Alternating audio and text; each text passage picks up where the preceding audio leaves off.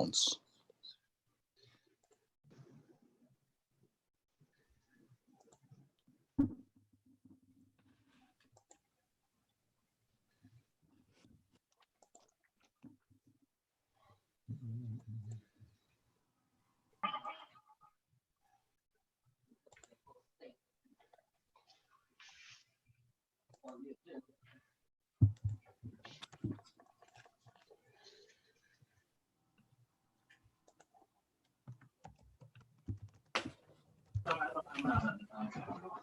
So what?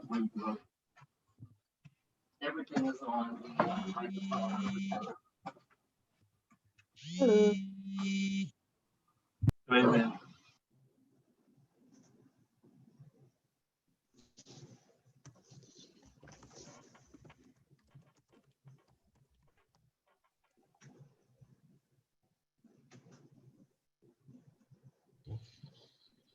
Good evening, everyone. It is good to see all of you and to hear your voices and see your faces for this meeting tonight. It is 7:30, and Madam Clerk, would you call the roll? Because I called the meeting to order. Okay. Good evening, everyone. I'll start off with Alderwoman West, Oh, we muted. Yeah. Present. okay. Alderwoman Tapman.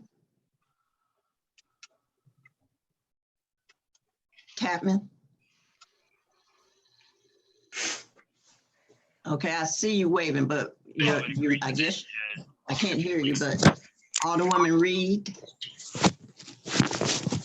Present. Alderman Carroll, Present. Alderman Thomas, Present. Alderman Perry, Present. Alderwoman Dales. I see you, but I don't hear you. Present. Alderwoman- Okay, I'm thank you. present. Okay, Alderwoman Avant Elliott. Present. And then the mayor is present, city attorney is present, chief is present, and city clerk is present. There, everyone's present. All righty, thank you. Can I get approval of the agenda? I have it in the chat, and I just don't have an option. It's not allowing me to have an option to raise my hand. Okay, so, all right, let me see what the chat says here. All right, been moved to approve the agenda. Would you like for me to state it? No, it's just approval of the agenda. That's Okay. what need to be said. I added something to it. Oh, With a moment of silence for those who have lost their lives due to COVID. okay then. Is there a second? I second Alderman Thomas, but I think Alderman Carroll had his hand up first. Okay. All right, Alderman Carroll. I second. Okay. Moved and proper second to approve the agenda with the addition of what was a moment of silence, something for the For those who have lost their lives due to those who have COVID. lost their lives due to COVID. So all in favor, say aye. Mayor, I got a question. For the question. What's your question? Regarding that, under new business, line item B, I believe that the board doesn't have to vote on that if he's not requesting additional funds or anything like that. I believe that according to the ordinance, that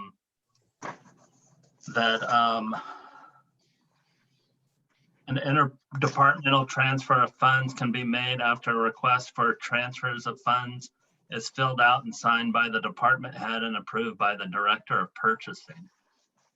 Okay. Alderman So- Curtis, can you repeat which one you were speaking about? I didn't hear you. Under new business, item B, approved budget adjustment for street department. Thank you. according to our ordinance, that can be done, I think, between the department head and the mayor.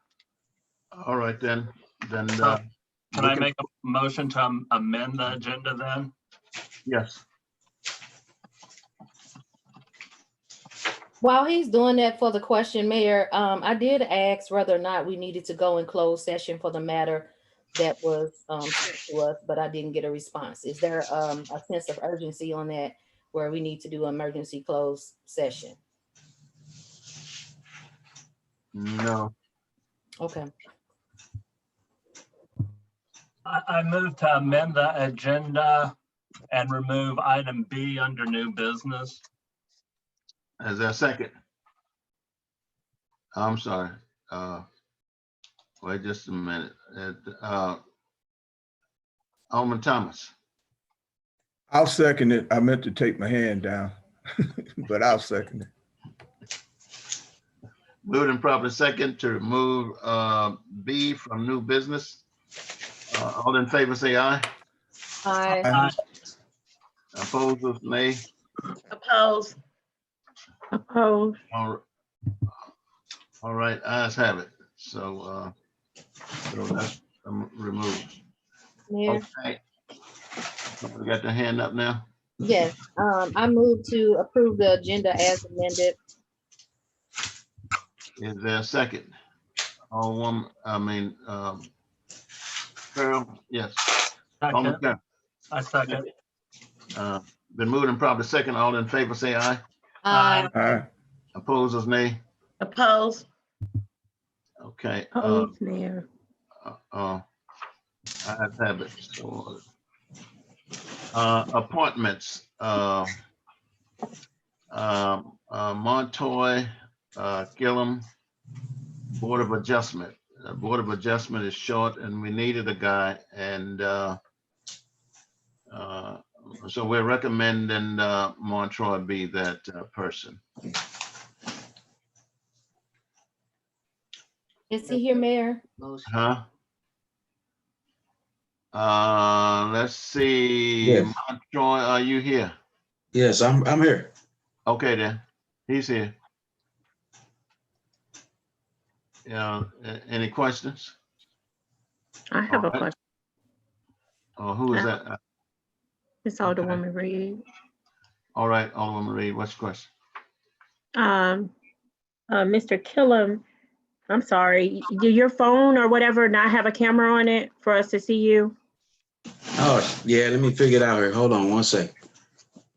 Okay.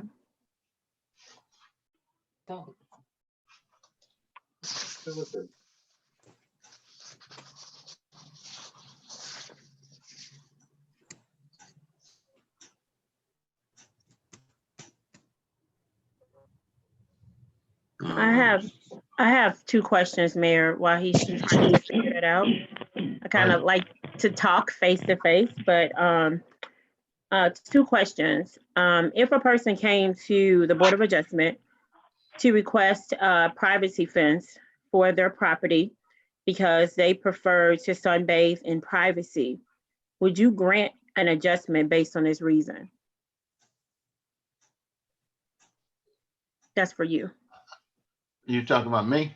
No, Mr. Cullen. Well, I mean, ask him that question probably is not fair. How? That's a very legitimate type of case that will come before the Board of Adjustments. And I don't take it lightly when we're appointing people to these positions when they need to know how our ordinances and things read. So, Mr. Cullum, can you answer that? Yeah, can you repeat it again? Because I was getting my camera together. I appreciate it. If a person came to the BOA, which is the Board of Adjustment, sorry, to request a privacy fence for their property because they like to sunbathe in privacy, would you grant this adjustment based on this reason? Point of order for the question. Okay. What's your point of order? My point of order is that the elected officials, the mayor, until we actually get on the board, we sometimes do not know what our city rules are. Therefore, I think that would be a very unfair question until Mr. Kellum is familiar with our ordinances, just like the elected officials had to learn about the ordinances for the city. That's my point of view. All right, your point of order is well taken. So let's Mayor? move on. I don't Yes. think that was a proper point of order. Yeah, that wasn't a proper It is point this- of order, it is but this- Mayor, we Yeah, normally interview our, Excuse me. Uh-huh. The point of order was proper because it dealt with the question at hand. That made it proper. So Definitely we're proper. moving forward now with the appointment. Sir, I'm sorry, Mayor. I still had two questions and you didn't let What's your second one? Kellum, you didn't let him answer for himself. I mean, these people that's coming before us should answer for themselves. If he wants to use that as a statement, then that's fine. But when these people come before us, we've asked every person we've appointed questions. I would like to hear his answer, if you don't mind. Everyone here is over the age of 18, meaning they are grown and they're able to speak for themselves. And So I I appreciate. don't have a problem answering your question. Thank you. In short, I would say no, because I know living here in Bedford neighbors, we don't put up privacy fences. So in short, no. But if I had time to go over the ordinances more, then I could, I could answer that question better. But to my knowledge, we don't allow privacy fences. So I would say no. Okay, and I have one other. I thank you for your answer. If a resident, wants to have an auto shop, an auto mechanic shop set up in a residential zoned area in the city that would translate to at least $10,000 worth of revenue, tax revenues for our city a month, would you grant an adjustment for this automotive business? That I will have to probably study a little bit more. I wouldn't want to answer that one right now. Okay, thank you for your answer. Yes, ma'am. Mayor? Yes, please go right ahead. Okay. I just want to ask, what is your interest in being a part of that committee? Had you expressed the interest at any time prior to now with any other administration since you've been in the city? Has there been any other committees you've had an interest in serving on? Yeah, the Board of Aldermen. Just due to time constraints and things that I've had going on, I wasn't able to fully commit to the board. Okay. So, like I said, of course, living here, I want to help in any manner that I can. Okay. Do you are you a researcher? Do you enjoy learning about policies and procedures and things like that and enforcing them? Yes. Okay, good. Thank you. Mhm. Seeing no further questions, we'll move on with the appointment. I apologize, Mayor. I don't have the option to raise my hand, and I put in the chat. Okay. I make a motion to approve Montreux Kellum to the Board of Adjustment. Is there a second? Alderman Perry. Second. Alderman Yes, Perry. sir. I see your hand up. You made the second. So if the moved and proper second, that we would appoint Montreux to the Board of Adjustment. All in favor, say aye. Aye. Aye. Opposed? Opposers, nay. Opposed. Can you do a roll call, Mayor? Roll call, Madam Clerk. Okay, Alderwoman Avant Elliott, Yes. Alderwoman West, Yes. Alderwoman Tapman. Tapman, where is she? Oh, you're waving your hand? We can't hear you, but shake your head, yes or no. Okay. Alderwoman Dales, Yes. Alderman Perry, Yes. Alderwoman Reed, No. Alderman Carroll, Yes. Alderman Thomas. Yes. 7 yes, 1 no, Mayor. All righty, thank you. Motion carries. All right, moving on with the agenda. Linda Boyle, Park and Rec Director. Not Yes. director. Not director. What is it? I'm sorry, Park and Rec Board. I'm sorry. Yes, I'm here. Okay, all right. Is there a motion to make that? Yeah, my hand is raised to ask questions as well. You're just being consistent. I'm trying to get to my hand raising. Yeah. I'll be there in a second. All right, Dr. May. All right, Ms. Linda, could you share a little bit about your interest in Parks and Rec? We did see your application, but one person sent in a resume and you had the application. So could you just share a little bit more about your interest with that particular committee and anything that you may have done with the city before? Sure. I think my interest in the park department is because I enjoy the facilities. I use the pool, indoor and outdoor, and my children and grandchildren have all taken swimming lessons. They have a wonderful program.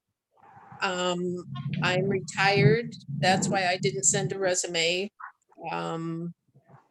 I enjoy the outdoors. I've lived in Bellefontaine over 40 years.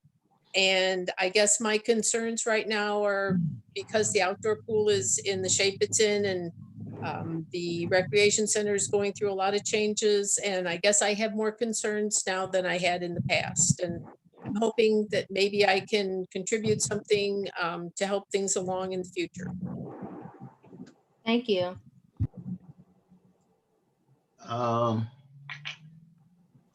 Alderman Carroll, is that your hand up? Yeah, Alderman Carroll?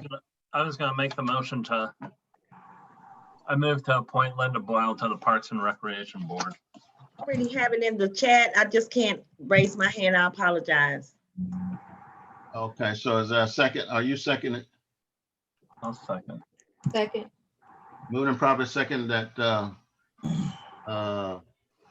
Ms. Linda Boyle will be appointed to the Park and Rec Committee. All in favor, say yes. Can you roll call, please? Mayor, I had my hand up. I don't know if you can see your screen or not. Okay, then, Alderwoman Reed, sorry about that. That's all right. Thank you. Hi, Ms. Boyle. Hello. Now that I can see your face, now I do know you are who I thought you were. But what are some of the advantages of having the Parks and Recreational Center in Bellefontaine Neighbors? Like I said, I've lived there 40 years. It had just opened right before we moved in. I think it's a wonderful addition to any community to have a recreation center. And I really believe we can use it a lot more than we do. The rooms are empty a lot during the week. I think we could have more activities, children and adults. And I would like to see if we can't start some new programs maybe in the future. Awesome. That answered my other question, at least one improvement, you think. But now I know that you are Linda Boyle that worked with Girl Scouts with me. I am Linda Boyle that worked with Girl Scouts. Yes. I have another Zoom meeting on the other computer with the Girl Scout Powder Puff Derby right now. So double duty. All right. Yes. Thank you. Need help doing Thanks, Mayor. You're welcome. Alden, call the roll, Madam Clerk. Alderwoman West. Yes. West. Yes. Okay, thank you. Alderwoman Tapman. Would you Okay, fix my audio? we heard, say something, Tapman. Can you hear me? Yes, we hear you now. Wow, okay. 'Cause, Okay, Alderwoman Reed, thank you. Yes. Alderman Carroll, Yes. Alderman Thomas, Yes. Alderman Perry, Yes. Alderwoman Dales, Yes. Alderwoman Avant Elliott. Yes. Oh, yes, Mayor. All righty, thank you. Motion carries. Presentation of unapproved minutes. Let's see here. Let's see, Dr. May, Alderwoman Reed, your hand's up too. Is No, it it's still up? down. Sorry, it was still up. Okay, I Okay. move to approve the unapproved minutes from the previous meeting. Alderman Carroll, Okay. are there any further discussion? It's been moved and properly second. All in favor, say aye. Aye. Aye. Opposers, nay. Ayes have it.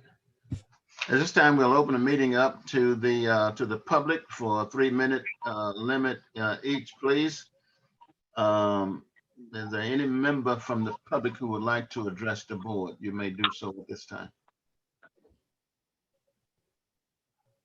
I'll start, Mayor. It's what? I'm sorry. Go ahead, whoever else is about to speak. Hello, Alicia Smith, 9433 Dinky Drive. One of the concerns that I have, you guys brought up a 6-foot fence.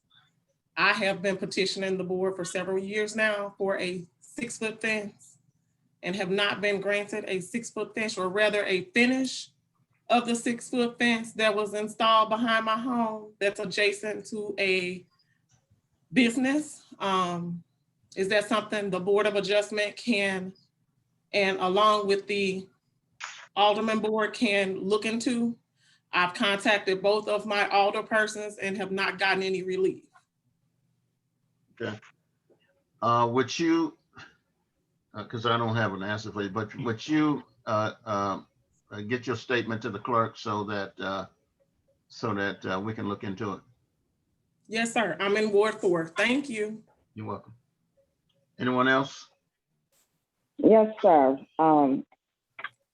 I'm still really, I have got to say it, I am just ecstatic about the events that have happened yesterday in our country. And I hope that we are able to that wonderful expression of harmony to kind of bleed over into our area here in the country, specifically in Bell Fountain neighbors.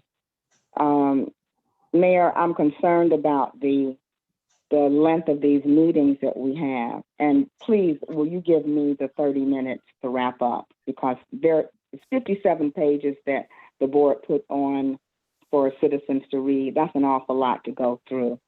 And I know that might be a reason why a meeting might go a little longer. But the solution is not just leave the meeting, because everybody's concerned about what's happening here. There are several items that are on this agenda that concern me regarding the Black History celebration, which has always included the gentlemen of vision. Alderwoman Dales has addressed this several times, and it's already been established that it's going to be moved to the Juneteenth. So I am confused as to why Alderwoman Avant Elliott is introducing a virtual something for this when Alderwoman Dale introduced the whole Black History celebration to the city years ago. I'm also confused about the O'Keefe Law Firm information that we saw on the website. I know that the board voted, the mayor vetoed it, the city attorney gave an explanation as to how to override a veto, and none of that has happened. So I'm just confused as to why all of that information is back here. Civil Rights Act of 1964 prohibits discrimination based on sexual orientation and gender identity. That includes the whole United States. So I'm confused as to why there has to be a specific ordinance for Bell Fountain neighbors when it is a national law. Meaning if anyone in Bell Fountain neighbors violates this, that's a federal violation. So I'm confused as to why we have to talk about that. Two more things. This Ways and Means Committee, I cannot find an ordinance establishing this committee. I was directed to a July 16 meeting, which stated the motion for the BOA to entertain the creation of these meetings, of these committees, and there's been no discussion in any minutes that I've read from July 16. That's concerning to me. The last thing, Mayor, Mayor, is the I'm proper. sorry. Point of order. It's over 3 minutes. I'm granting her some extra time to finish her point. Go right ahead. Thank you, Mayor. It was 57 pages for the citizens to consider. Property Management Investigation Committee. Again, I don't find anything establishing that committee, but the question I have actually is directed to the city attorney. I read the ordinance of 2584 of the Property Management Code, and I know that there were some adjustments made to that, but there's some wording in here that I don't quite understand. And it says something about the editor may change designations, and I want to know who the editor is. And then on the Bill 2606 relating to city meetings, it also uses that verbiage, the editor at the discretion of the editor. Who is the editor in reference to these ordinances? I don't know if that's you, because you wrote the ordinance. I'm assuming you did. I don't know, but I would like to have some kind of explanation on that. And I'd like to welcome Alderman Perry to the board. Thank you, Mayor. Thank you so much. Anyone else? Mayor, may I make a point of information before the next speaker? This is the public comment time now. You'll have a chance to make. Yes, it's in reference to that. When the board approved the agenda, it indicated a 3-minute limit. So we will have to amend the agenda to extend that. So Point of order. You're aware of Point of order. Made. Point of order. What's your The point? chair, point of order, the chair has the right to make that decision.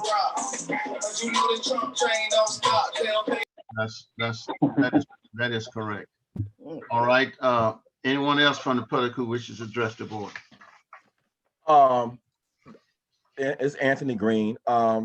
Before I start, are all the aldermen, hold on, before I start, what's the noise? Okay. Before I start, are all the aldermen, excuse me, hold on one second, Anthony.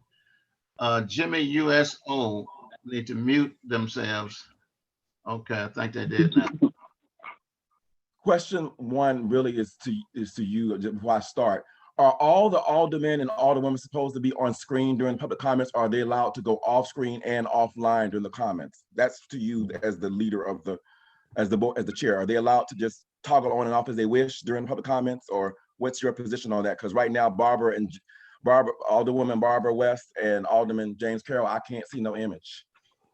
And then I'm sorry, and in the last meeting, they actually weren't even on the actual display. They weren't even, her name wasn't even on in the last meeting during public comments.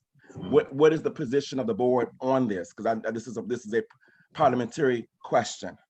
The position of the board is that all board members' faces should be shown. Is there any reason that Barbara West and James Carroll's faces are not shown as we speak right now in real time? There's no reason that I know of. Okay, I just want to let you know now I'm up here with my minutes starting. Okay. First, just a reminder that Missouri Revenue Statute 79.160, and 79.165, publication of financials. We've just finished the 6 months ending for the period December 31st, 2020. So the treasurer should be working right now on having financials ready, I would say by month end, that would talk about the financials for July 1st, 2020 through December 31st, 2020. And if that is not prepared and done by month end, then February 1st starting, we should be looking at not doing disbursements until those financials are available to the public, and a publication of whatever choice y'all want to do, but those financials should be available to the public according to Missouri Revenue Statute. Any treasurer who actually issues money while not publishing the financials at a state level, not at a local level, is guilty of a Class A misdemeanor. So just be in mind, that's a Missouri law. Second thing is, there is a commercial building at near 9301 Dinky Drive. It's owned by, I guess, the owner. We still have a detached roof from the building. I would like the explanation as to what is our game plan, because when we come to Bell Fountain Neighbors, the first thing we see is that building that has the church in it and Action Heating and Cooling, and that has been detached for a while. That owner is collecting rent, at least from Action Heating and Cooling. And if he has enough time to collect rent, you have enough time to get somebody to attach the gutter back to the roof to keep our city looking beautiful and keep our city looking appropriate. The other issue I have is we've had a lot of accidents really in Jennings, but we have a lot of speeding accidents. I would like the police officers to look, and the chief to look into reprioritizing speeding, looking into speeding during the day, not at nighttime, because we have really heavy crime at night, but during the day, I really do think we need to look into people who are speeding, who are running red lights unapologetically, vehicles who are running around town, Bell Fountain Neighbors, Moline Acres and Riverview included, without any tags, unapologetically, none, no expired tags, no white stuff in the back of the vehicle. We need to be pulling these individuals over, because this is one of the type of vehicles for high crime activity, particularly of the drug variety. So we should be pulling them over politely, asking some adult-like questions and getting some adult-like answers. Sorry, Mayor, it's been 3 minutes. I don't know if you're not keeping time. I'm good. No, I'm good. I'm done. Thank you very much.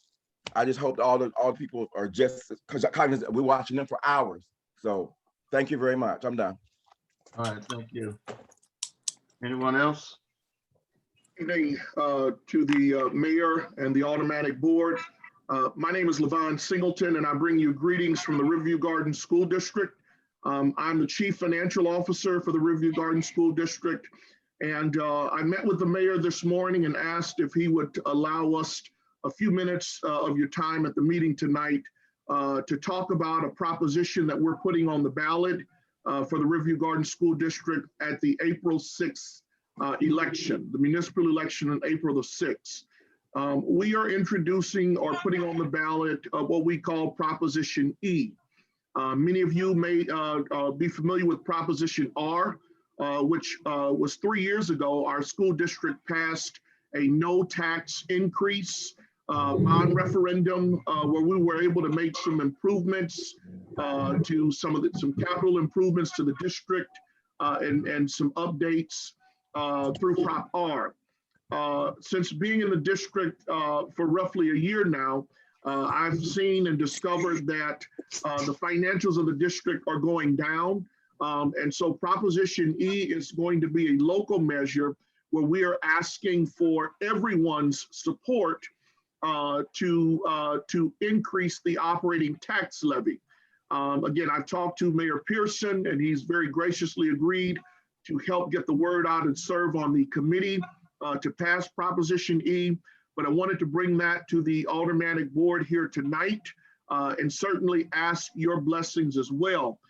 There's some information that we're going to be getting to you all very soon. I'll answer any questions that I can now, but we will be getting information and literature printed very soon for you all to have so that we all can be speaking on the same points related to Proposition E. So again, Levon Singleton, I'm the Chief Financial Officer. I appreciate the opportunity to speak here tonight. But we are introducing a measure on the April the 6th ballot for an operating tax levy increase in the boundaries of the Riverview Garden School District. Our students deserve it, our teachers deserve it, and that's exactly why we're in position to pass this proposition. So thank you for your time, Mayor and the board, and I would answer any questions that I can at this time. Does anyone have a quick question? Yes, I just want to know if they could email a little brief overview of the proposition. Yes, I sure will.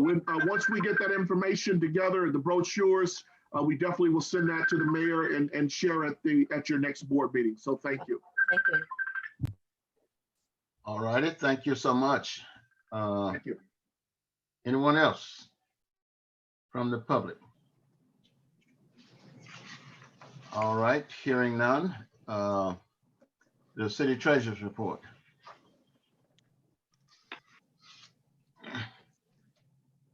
Good evening, everyone. Evening. So the city's treasurer's report is for the period ending December 31st, 2020. At the close of the period, the city held $3.9 million in the funds administered by the mayor, myself, and the city clerk. As everyone knows, the audit was completed at the end of last month and submitted to the state prior to the end of the month deadline. In addition to that, we are currently working with our consulting on completing the annual report that's due the end of this month. So I'm expecting to have that one processed and submitted no later than tomorrow. In addition to that, we're still working on some of the details. I know the mayor has been working on some of the details related to the CARES Act funds. The remaining 50% of those funds are still outstanding from St. Louis County. Some of the key notes related to the budget is the fact that sales tax revenue is up 7% above what was on the initial budget. Year-to-date property and real estate taxes are lower by 5%. As far as the general fund is concerned, as relates to expenditures, all departments are operating at or below expected budget, which is within 50 to 40% of total budget for the year, with the exception of a few line items. But for the most part, all departments are under budget as we speak and expected to be under budget for the fiscal year. As far as the capital fund is concerned, and I know this is coming up a little bit later, the fact that the budgeted pool repairs are being discussed and finalized. So that's one thing that hasn't been done yet, but I know that it's coming up real soon. Overall liquidity is solid to meet all short-term obligations for the city. There's no, red flags or nothing outstanding right now to be alarmed about in regards to liquidity and payment of funds and debt. That basically concludes my report. All right, thank you. Are there any questions?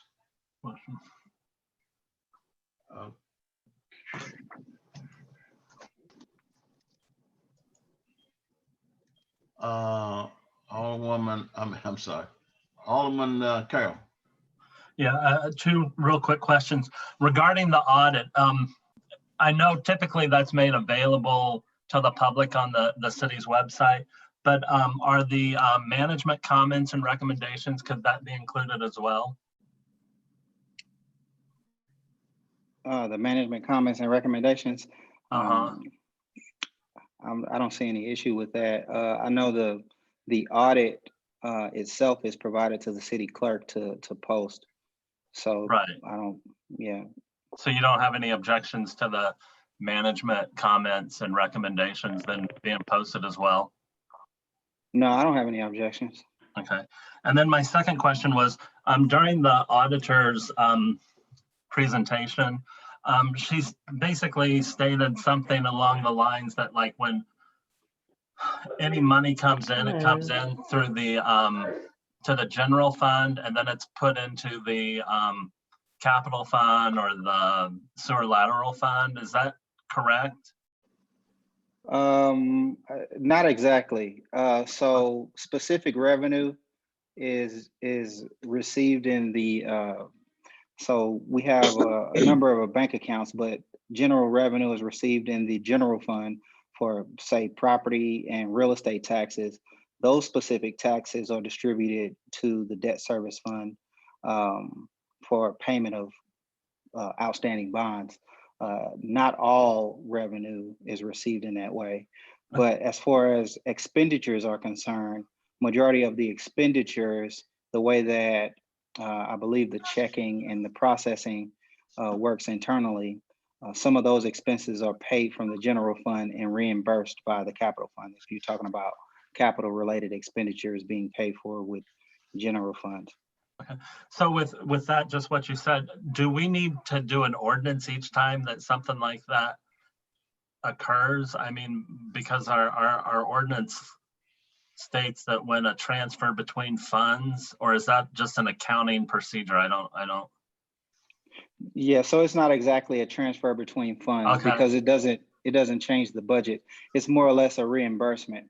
That was Okay. a part, that was also a line item in the management review about how it's currently recorded to be sure that that adjustment was done Right. as quickly as possible, as opposed to say quarterly or or semi-annually. That's how it had been done previously. Okay. So then we don't need to be doing any ordinance or anything. That's more of an accounting procedure, and that's not gonna be an issue Right. at the next time. Okay, thank you. Right.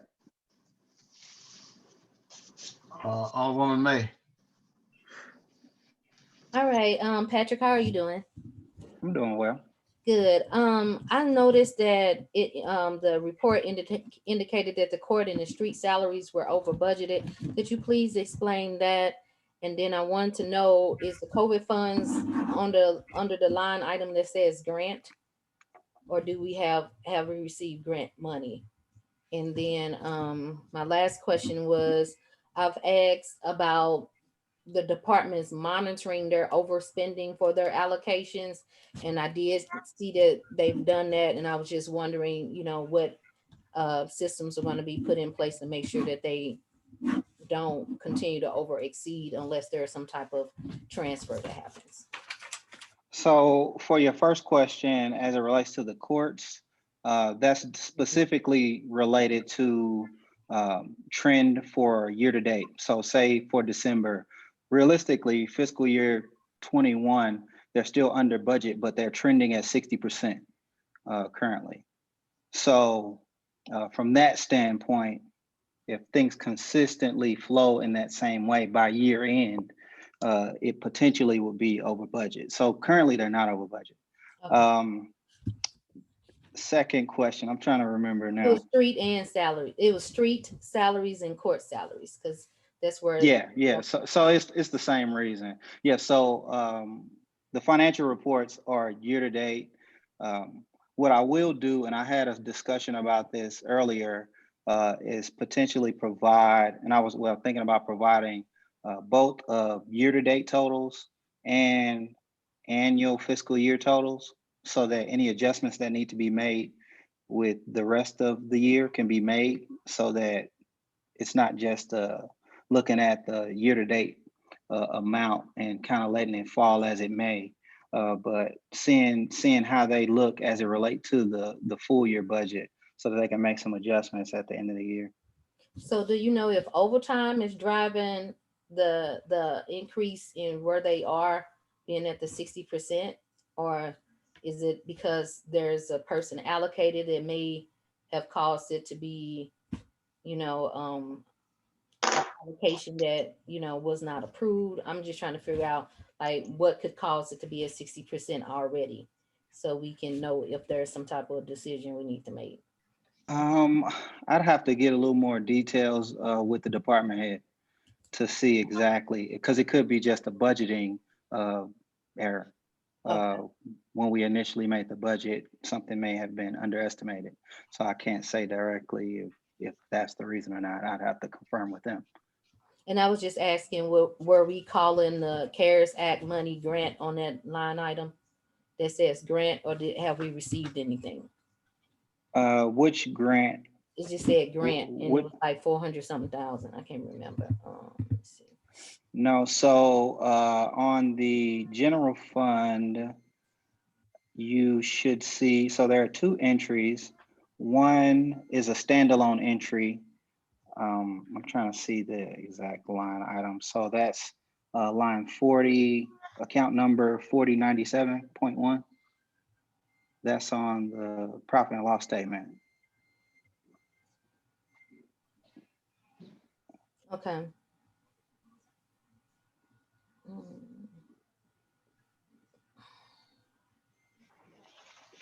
Are you done? Oh, I don't know if he was finishing his statement. You were saying it was on the profit and loss. Okay. Right. And I'm looking on let me look on the balance sheet. I was just trying to see what was. It's under other, accounts receivable other, account number 1045. That's where the CARES Act is? Yes, Okay, the remaining balance.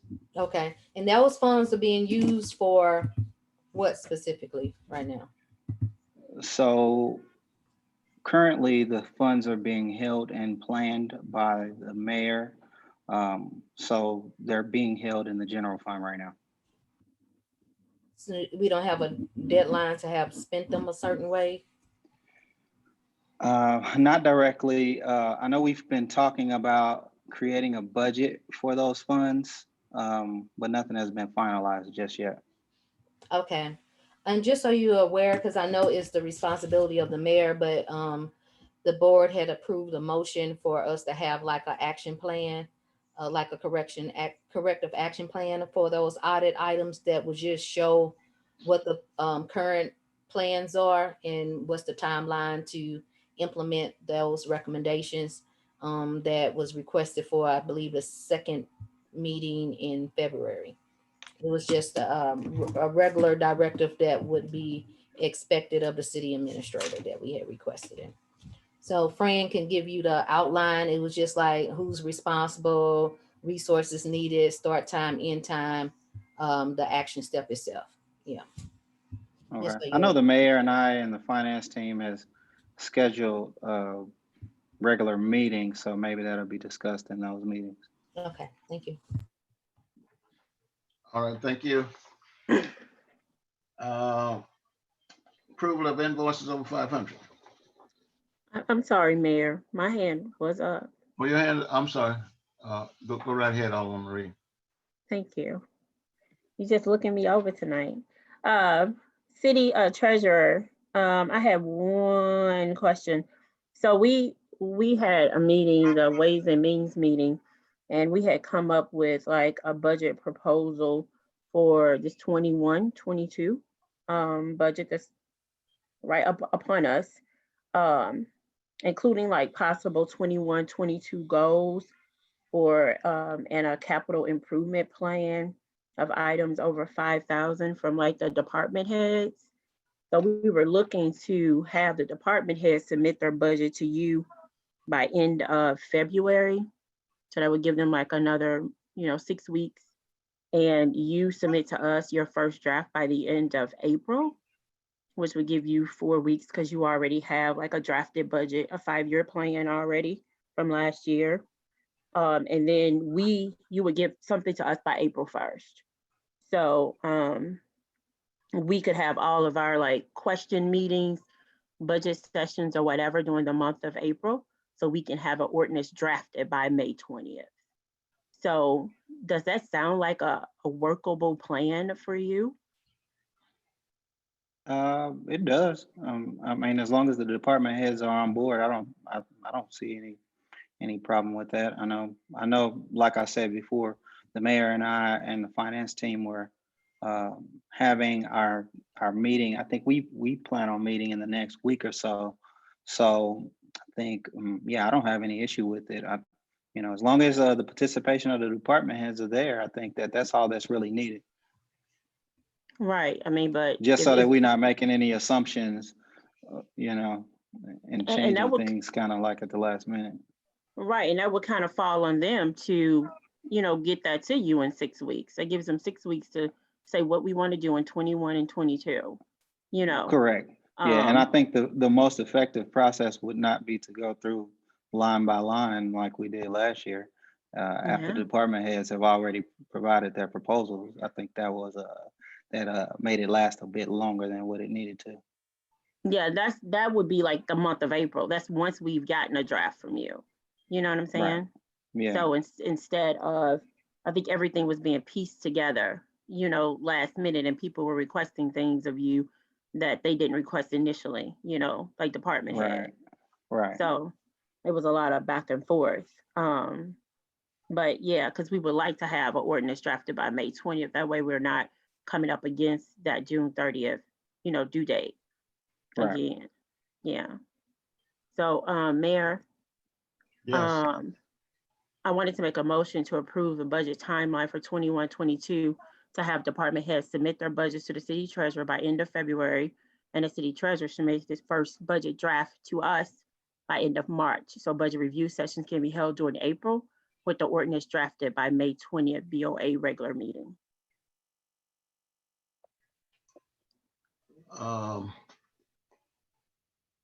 Alderman Carroll, I'm assuming that's you. Yeah, I second. Has been moved and properly second. Are there any further discussion? Alderman Thomas. All right, Alderman Thomas. On the agenda under new business, number D, is this what you're talking about, Alderwoman Reed? Budget timeline proposal? Sure, yes. Yes. Okay, can We can move it then. Okay, We can vote on it then. all right, thank you. Alderwoman Tapman. That was my same question. Okay, Yeah, I'm sorry. Yeah, that was my same question. So well, I'll leave my discussion till we get to it. all right, thank you. Alderwoman May.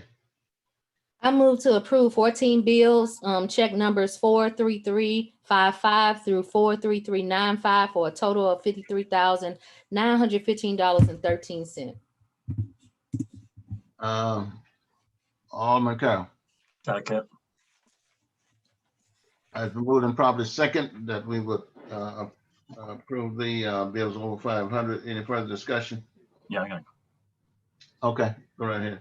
Yeah, I sent out an email, like, according to our ordinance, like any type of like electric bill, gas bill, anything that's routinely paid on a monthly basis, any type of contract that the board's approved, we don't need to be having those on the over 500 according to the ordinance. They can automatically be paid, and that's under like the duties of the treasurer in our ordinance. I don't know, it's in chapter 2. The only thing that it states is that we, as a board, would get just copies of that on a monthly basis. All right, if there's no further discussion, call the roll. All in favor, say aye. Aye. Aye. Aye. Opposers, nay. Ayes have it, so moved. City collectors report. Good evening, everyone. I'm going to go over the city collectors report as of December 2020.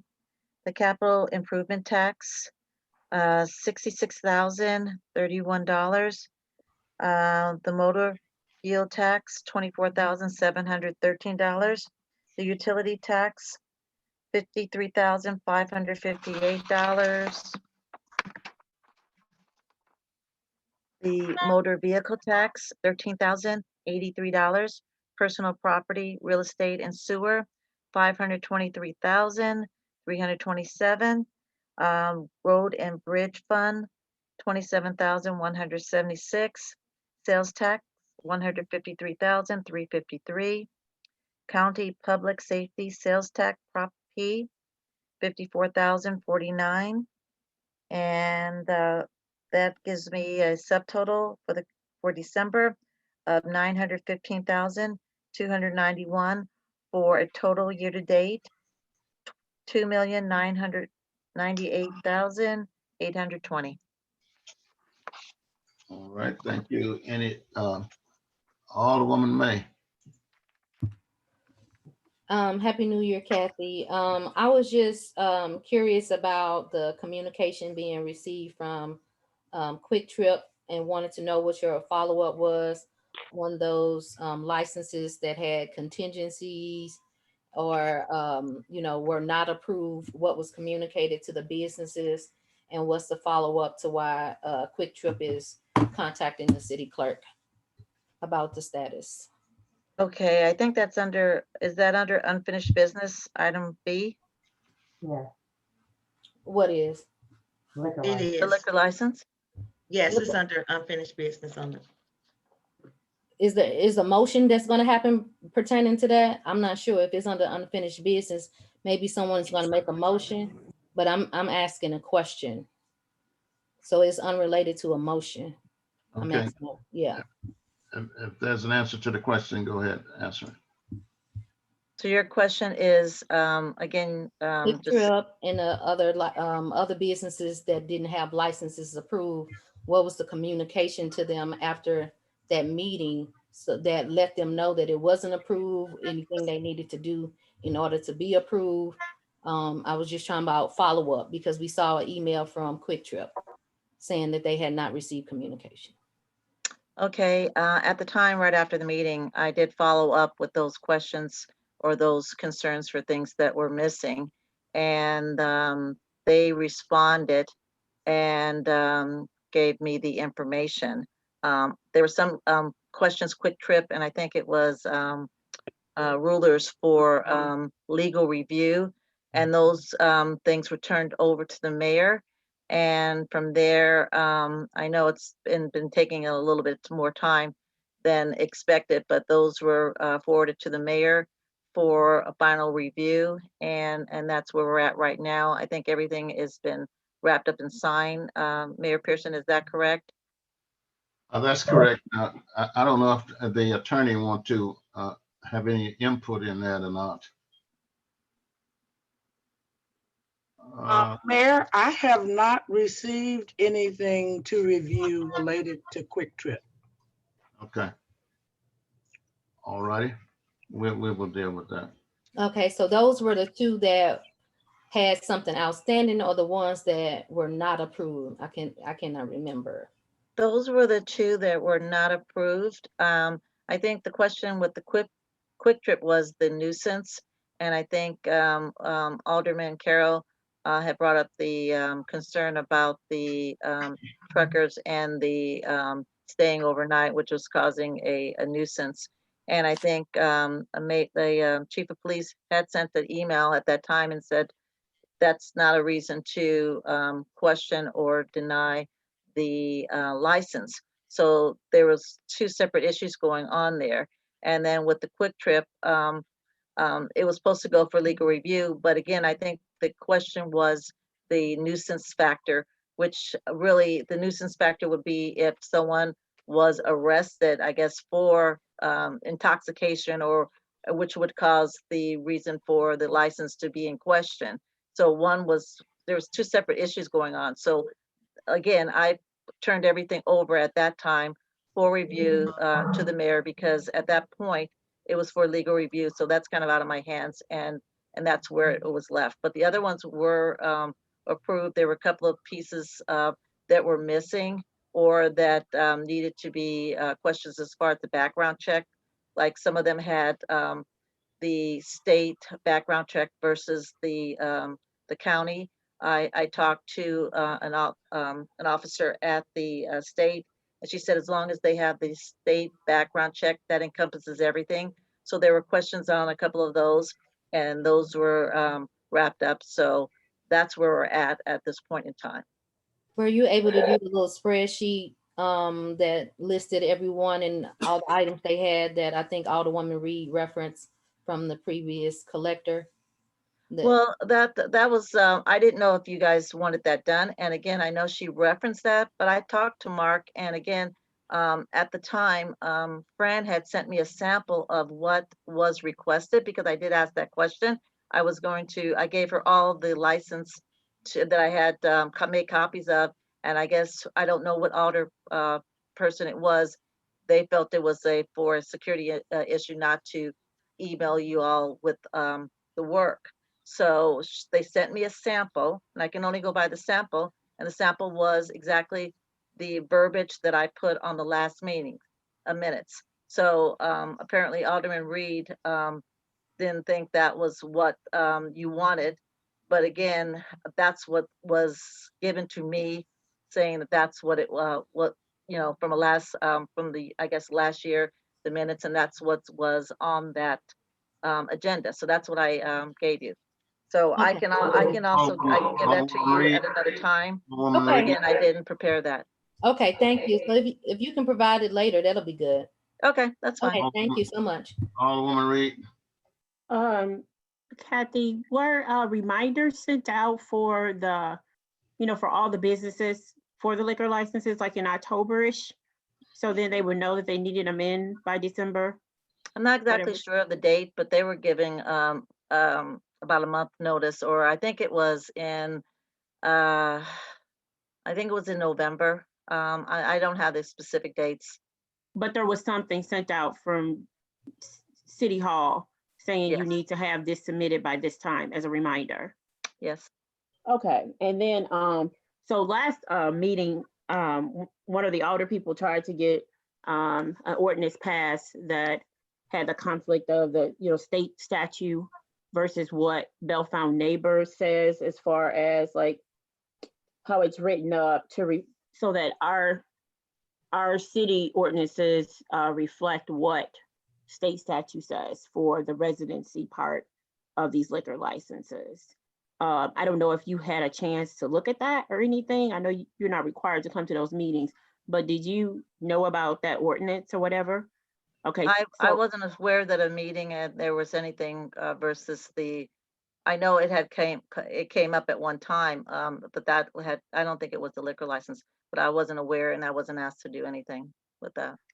Okay, so when you're reviewing the requirements for these liquor licenses, you're using what our ordinances say, Bellefonte Neighbors, not what Missouri statute says. Well, that was the thing that was in question because I guess it was the issue was some of the most of those were renewals that were following the county, and then going forward the ordinance and things should have been clear when we gave out the paperwork saying that things had changed. So we did not have that in place at the time. So they got what they had received from last year's paperwork and last year's application. Okay, so you went off of what our ordinance say, not Missouri statute. That's what I wanted to know. Right. Yes. Okay. Right. Okay. All right. Thank you. Alderman Carroll. The issue with Quick Trip, it was Quick Trip and Rulers is what was referred for a further legal review, and it was because of the managing officer. Our ordinance state they have to be a resident of the state, and the state statute says they have to be a resident of the county. And I guess the city's practices has been that as long as the managing officer was a resident of the state, then we would go ahead and issue the liquor license.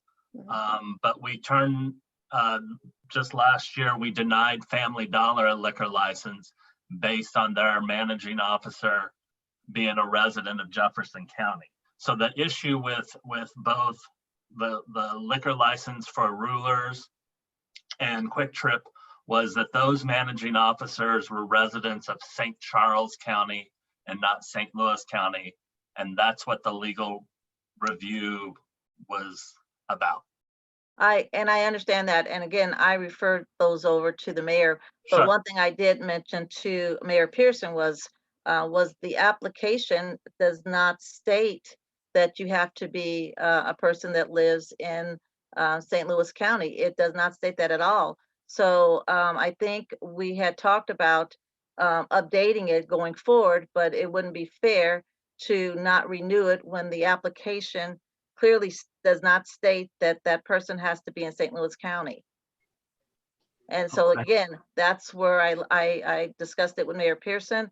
I gave him all the information, and that was when you guys asked for it to have legal review. And that's where I turned it over to Mayor Pearson. Well, the thing, can I make one more thing real quick? But regardless of what our application states, we need to be in compliance with state statute. So if we're making a mistake, we need to correct that and own up to that mistake. We'll correct it. I understand that, but again, I'm just pointing out to you that the application also needs to be updated. And our ordinance needs to be updated. There's a lot of things that need to be updated with this, but we all need to get on the same page. and moving forward with it. But Okay. like I said, our ordinance contradicts with state statute, and the application contradicts. And We get the point, and we're taking too much time with this. well, So I'd like to move on. I've gone up to Quick Trip, looked around, spoke to the manager about some issues, and that nuisance issues that were brought up was no longer there. So thank you, Kathy, for your report. You're welcome. And planning and zoning. Good evening, everybody. Evening. We had a meeting on January 11th, and one of the topics that we covered was conditional use permit application by Rosemary Whitehead. She operates Sun Valley Adult Care at 1000 St. Cyr Road. Also operates Delrose Place, which is a banquet center at the same address. And there is a church ministry that rents space and holds services there twice a week. Because of the COVID pandemic, her business has been impacted pretty negatively. She was looking to open another facet to her business for online auto sales. The business would be auto sales by appointment only. It would be 4 to 6 hours a day, Tuesday through Saturday. There'd be no servicing or prep of automobiles on the site. There'd be a maximum of 3 cars on the parking lot for sale at any one time. Those will all be parked in marked spaces in one corner of her parking lot. The Missouri Department of Revenue does require that there be a sign on the building with 6-inch minimum height letters.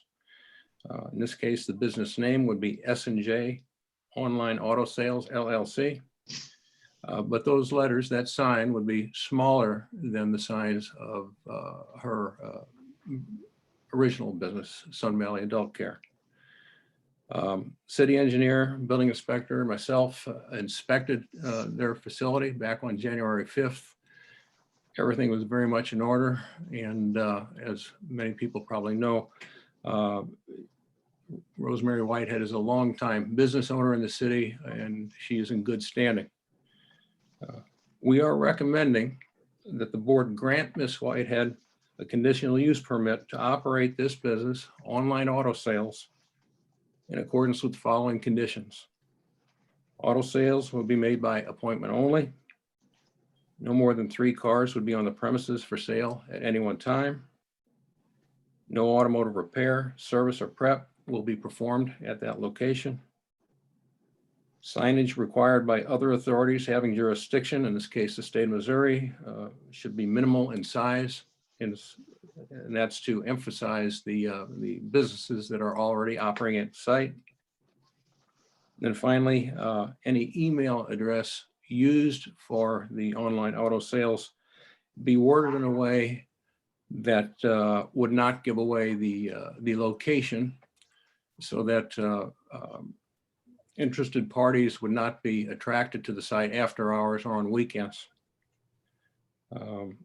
If the board would decide to hear the case at a public hearing, as prescribed in section 2995, subpart 3B, conditional use regulations procedures, city clerk will send out notification letters to all property owners within 185 feet of the site, announcing the date and the time of the hearing, which would be an aldermanic meeting, and others might express their views at that time. And that hearing would only take place after a 15-day minimum notification period. The city clerk would also be advertising that hearing in a newspaper of public circulation during that time. That was the main order of business at that meeting. The other topic that we took up was the subject of Airbnbs and short-term rentals in the city. was discussed at our meeting. Various points of view were expressed. We did note that the city of St. Louis collects two different taxes on Airbnbs in the city. One is a 3.75% convention and tourist tax, in addition to a 3.5% convention and sports tax, and that is the same taxes and amounts levied on hotels, motels, and bed and breakfasts. Curiously, St. Louis County does not address Airbnbs or short-term rentals at all in their code. We discussed it, and the consensus of the members was that the potential disadvantages associated with short-term rentals outweighed any potential benefits. And we voted to not recommend Bell Fountain Neighbors allow short-term rentals to operate within the city. And that is my report. All right, thank you, Alderwoman Chapman. Yeah, good evening, Pat. How are you? Good, how are you doing? Great. Couple of questions. As the alderperson in Ward 1, could you do me a favor and send me that information over, because I have no information on what you just presented about the auto place. I don't have anything in hand, number one. Number two, I have like a robocall system and a mailing system where I can get also help in getting information out to the constituents in Ward 1. But could you email me information on that? Because I haven't received any information on that initiative. Okay, could you, I'm sorry, could you repeat that again? It's a little. No, I was saying that's in Ward 1. I hadn't received any information pertaining to that business. And if you could email me that information, I can have in hand. And I do have a mass robocall and mailing system to get information out to the constituents to help in setting up for persons to be a part of the for the online auto sales business. Is that what you're saying? I'm yeah. sorry. Okay. Yeah. And so if you would email me that so I can be versed in what's going on, and that information I can share with the constituents before we send out information, because I know they're going to ask me. So I have robocall and mass email where I can send out to Ward 1 constituents. Okay. I can do that. Thank you. Alderwoman May. Pat, I noticed your minutes did not have the top half of the language of the attendees and the motion to approve the previous agenda and the start time. Was there a reason it was cut off, or can it be amended to put that information on there? It didn't have the attendees or the start time or the minutes on there. These, what you received in the packet, these are not the minutes to the meeting. Those are still being drawn up, and you're right, it will have the attendees, it'll have start and end time. And of course, we will vote on those in the next meeting to approve or change them. Okay, and then I also had a question in reference to the attorney bill. We got bills for I think it was the September bill. When communicating about the different planning and zoning things, or do you communicate with Klein? Because your name is referenced a lot throughout the bill where she's charging us, but I don't see Klein on there where he is directing inquiries to her, because I don't know if it's stuff that somebody else could answer where we can save some money. But I was just wondering how you collaborate with Klein when it comes to the legal parts that's needed for planning and zoning. Clayton and I do talk, but in general, well, I'm looking for a legal opinion, and he's not an attorney. I can certainly discuss with him more frequently, bounce off him first, and if we can't come up with a resolution, then default to Attorney White Coleman. All right, thank you, Alderwoman Reed. Yeah, I had a question, Pat. So are we not zoned at all for short-term rentals in the city of Bellefonte Neighbors? Because I'm just interested, have you banned that altogether? Like there's nowhere we could be zoned for that? And I'm saying that just because of all the improvements that's going to happen in North County that's coming up, and we may want to have short-term rentals, you know, hotels or motels in the city. So that's kind of where my question's going, you know, because you said, you guys said there was a disadvantage to it. And my thing is, we really can't really stop people from renting out their own homes. So I feel like it's better for us to get ahead of that than to be behind, you know, be reacting to it after the fact, you know, kind of like with the in-home daycares. You know, we started doing the conditional use because really can't stop people from doing it. But if we have a handle on it, then we can have some requirements around it. You know, like with Mayor's vision of this entertainment place, there probably will be a hotel. I would assume you need somewhere to live, you know, to stay in this area. There's no short-term rentals over here. I really want us to have it. So I just, you know, you didn't give a list of the disadvantages. So I'm just interested to know why you guys just said whatever with it. Well, the main concern was having, and for lack of a better term, transient people live right next door. Airbnb probably has some higher standards, I guess. I don't have any experience with them, to where they might have more of a filter for bad actors.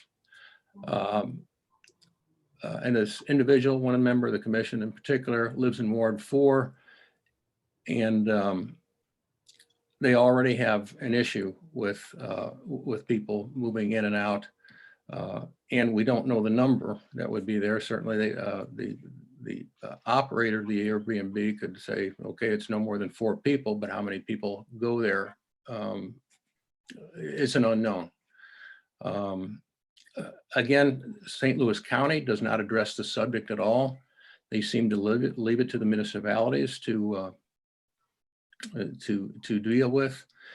I did look for some of the other municipalities too, and there's not much in the way of embracing that sort of thing. Now, obviously the city of St. Louis they're treating it like a hotel. Mm-hmm.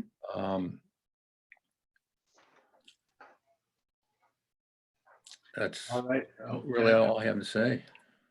All right, thank you. That's probably enough on that subject. Anyway, our time is getting away from us. So do you have any recommendations for us? Can you make it quick? I was going to make a motion to do her public hearing. You make a motion to do what? For the conditional use permit for the S&J online auto. That was the first part of his report. Right. Okay. I move to hold a public hearing for a conditional use permit for S&J auto sales at the second meeting in February. I'm typing that part in, so that'll give you 15 days. I don't think you'll have 15 days at the first one, would we? No, yeah, you have to do it on the second one. Okay. Excuse me a minute. Also, it's got to get posted first, so I have to contact it probably should go to the first meeting in March, because I've got to contact the newspaper and get all the paperwork from Pat Barrett as to what to put in the posting.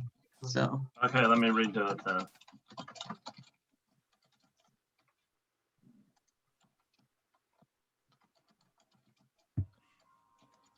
Mayor, as a point of clarification, since it's not on the agenda, do we need to can you just do it without us doing a motion? Yes. Certainly. I can do it without a motion. Okay, then can do a public hearing without a motion? Yeah. Okay. Yeah, I will make the motion. I feel more comfortable for the record that it's made by motion so we can vote on it. But it's not on the agenda, so you can make a motion to amend the agenda and place it on there, and the board can approve it, and it needs to be as an emergency. Okay. With a just cause statement. All right, I'm going to move this meeting forward now. We've spent a lot of time here. Alderman Dales, are you putting something in the chat? I can't. Well, you know what? Mayor, is it okay if I ask Miss Rosemary if she's paid the fee for it to happen before we move forward? If she's on the meeting, she could just say yes or no.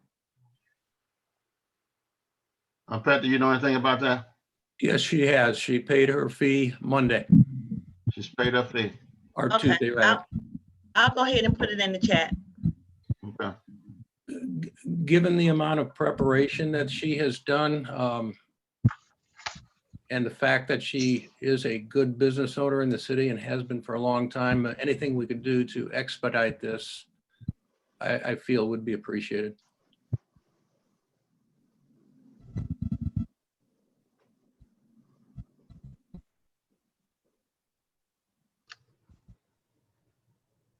Is S&J Auto? Yes. Thank you, Shannon.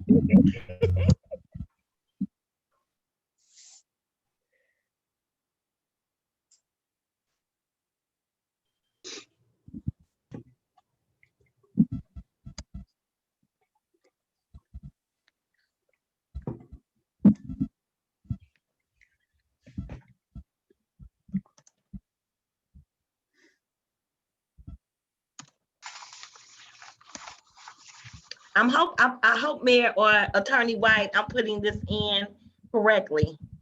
So I'll go ahead and enter it. I make a motion to amend the agenda to add S&J Auto conditional use permit holding a public hearing. I forgot to put the date. What day would that be, Fran? Well, it'll be the first meeting in March. I don't have a calendar in front of me. I'm trying to see if I can pull it up. Anybody have a calendar? Yeah, I got it. The 4th. So it'll be the 4th, yes. That's the first meeting Thursday? On Yes. March 4th. And March 4th.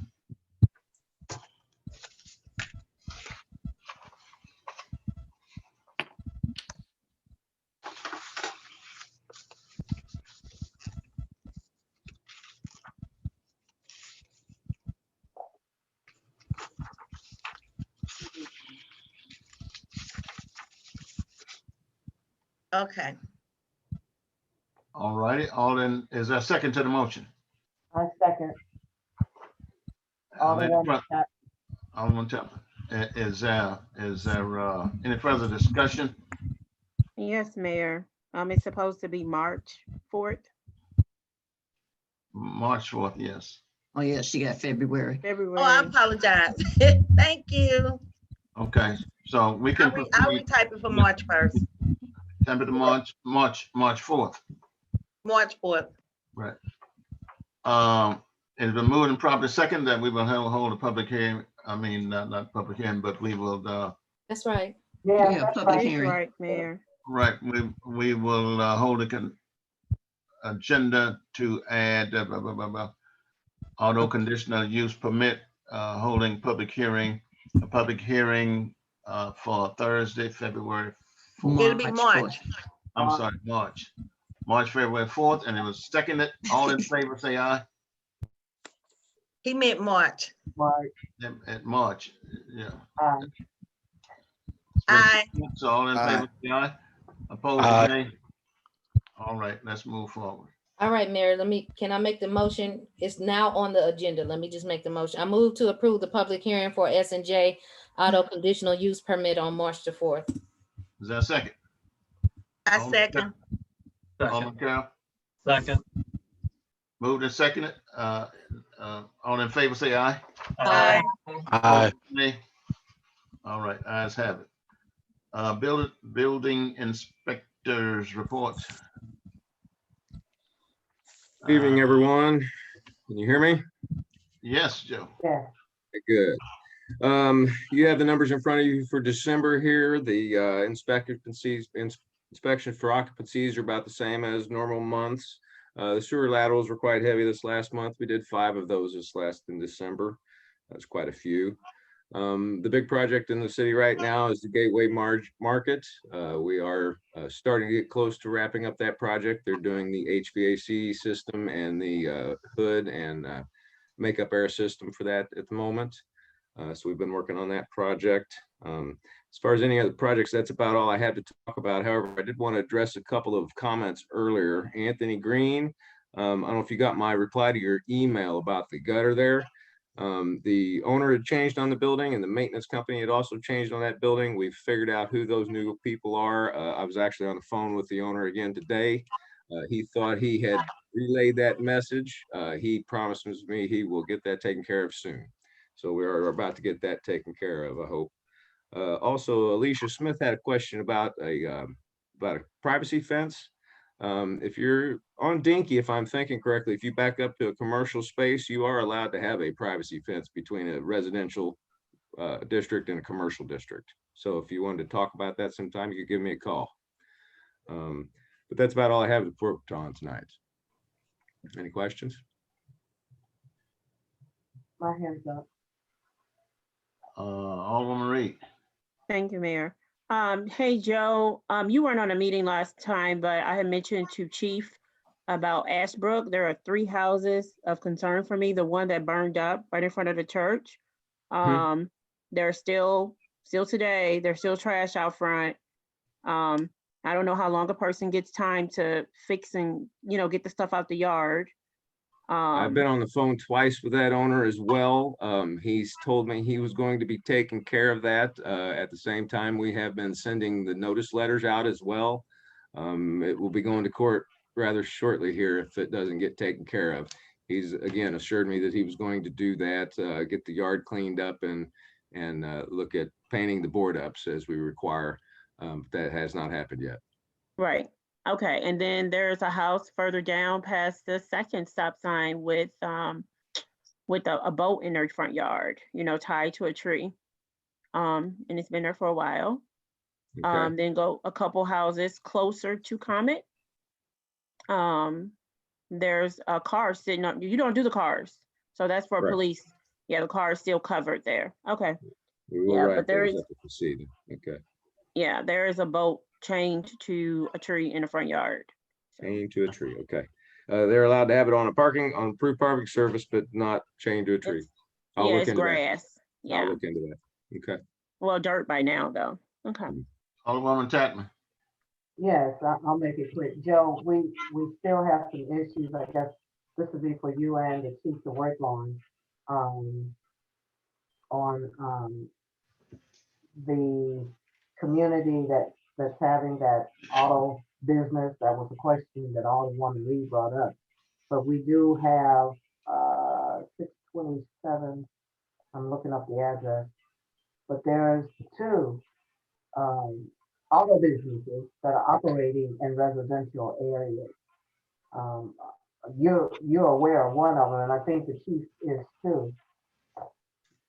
I don't know what we have to do to rectify that because they've been there, I know, for 2 years now, and they operate out of their homes, and cars are there all during the day, all during the night, and it's coming to a point where we've already lost 2 residents because they chose to move because they felt that there was nothing being done about it. So have you all come up with a more effective way? I know the Gillespie's for Ward 1 is they're starting to work with the housing authority to find out if those homes are Section 8, they can hold the owner responsible, and if they don't handle it, they can lose that property. But we need to do something on this end because that's a long process and it helps better if we're working in concert with one another. Because again, we've lost 2 residents because they've been there too long and it felt like we had to move expeditiously on those matters. Well, I do know that the code does address when and where and to what extent you can work on vehicles. It does state that you can work on your own vehicles and things of that nature on your property. You cannot run a business off of your property. If it is a business that's being ran, I don't think that is code compliant. It's not a residential activity. I'm, again, not particularly aware exactly which ones we're talking about here, but as a general rule, that's not allowed. And I mean, those should be addressed as businesses being ran out of a residential district. Yeah, they're both on Gleason, 639 Gleason and then 722. And they've been there for 2 years. I know. And like I said, I've lost 2 residents because of that. They moved. And they actually set up shop. I have pictures. I think I sent them to you once before. Pictures where what I told the citizens to do, to take pictures of the activities. 11 o'clock at night. I mean, we talk about 6, 7, 8 cars during the day, noise, and they actually are changing brakes and doing automotive work out of those 2 homes. And it's been like that for 2 years. I don't want to lose any more citizens because of that. And I don't want to give the presumption that we don't care. And the chief has been helpful in trying to get some things. And I know he has his hands full, but I know you guys, because if you go by those houses, they are in great disrepair because they look like automotive shops and they haven't gotten any citations. We'll look into that on those. Again, vehicles, when something like that is happening, that should be called into the police non-emergency number so that they can come by and check the registrations of the vehicles to verify if it's the owner's vehicle, if it's his, brother's vehicle, or what the situation is. Like I said, the code does stipulate where and when and how you're allowed to do that. And they would be able to determine that by the registration on the vehicles. Thank you. And if you would go by, because like I said, the buildings are in disrepair, so you can go by. I will look at it. You said 639 and 726, Gleason? 638 and 638 is the main hub, and 722. 722. I mean, I'm sorry, 639 and 722, Gleason. Repeat those one more time. 639 and 722, and I'll send you the pictures again. Okay. Mayor, can I make a comment? I can't raise my hand. Please make it quick. Okay, Joe, I'll give you a list because we have several in Ward 4 that have auto body shop lots.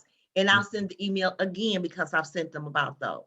So if we can Again, those should be called into the non-emergency number so that the police can run those in the process while it's happening, because I'll do it first thing in the morning.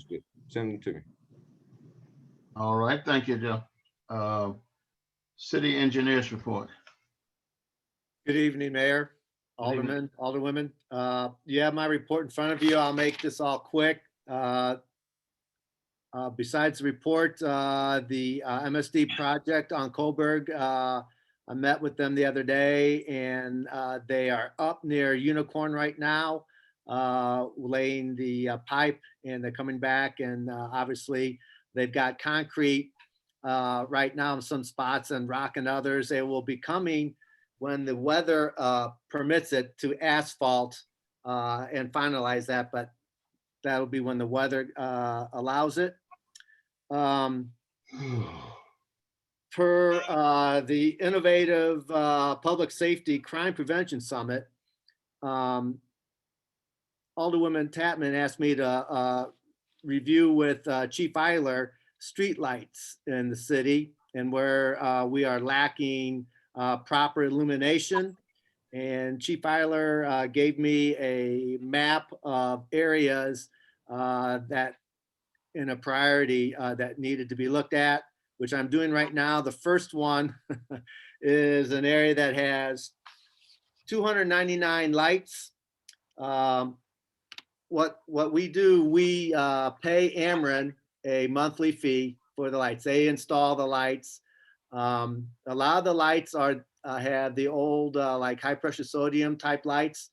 So what they do now, when the light goes out, they upgrade it to LED.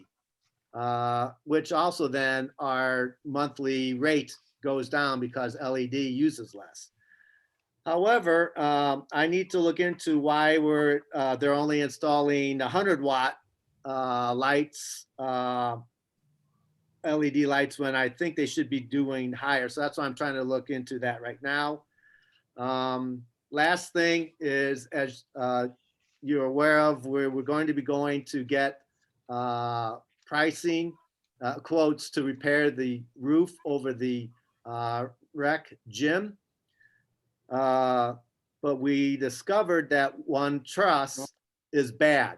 So the engineer came out, and that was last week, and he did his field survey. We have basically one truss that is bad. It sags 8 inches. The one next to it, it sags about 3.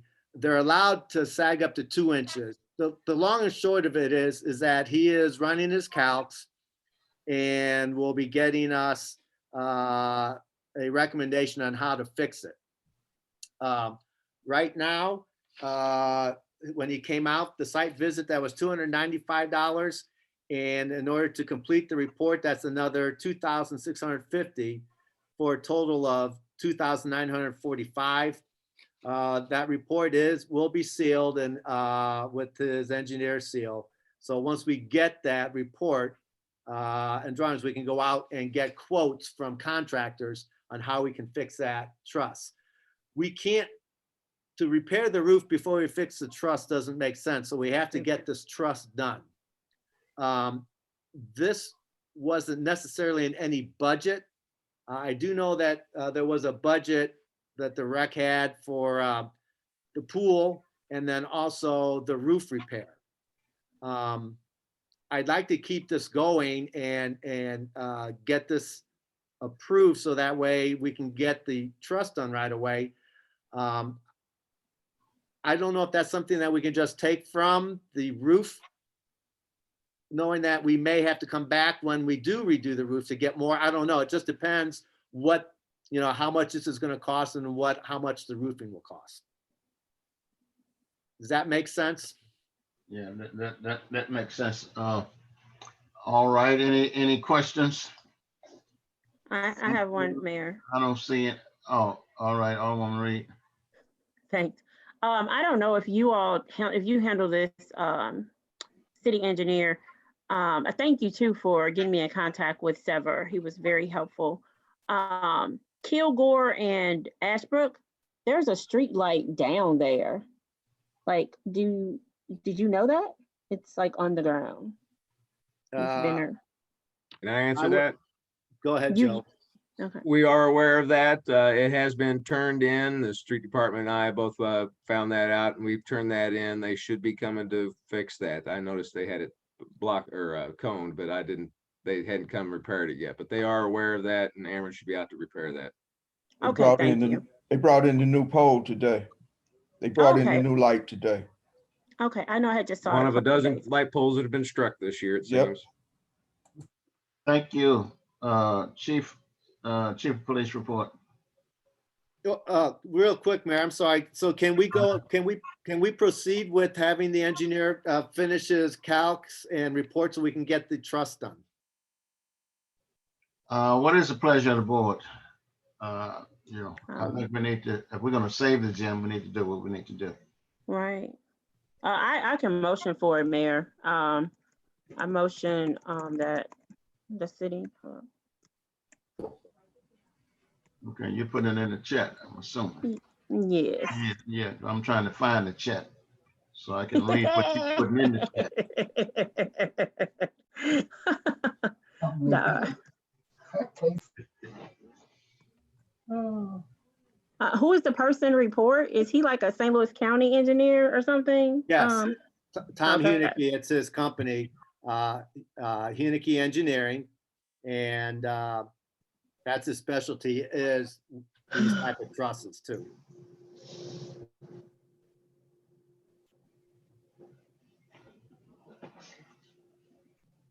While she's doing that, Klein, for clarification, you're saying, you're asking us to do?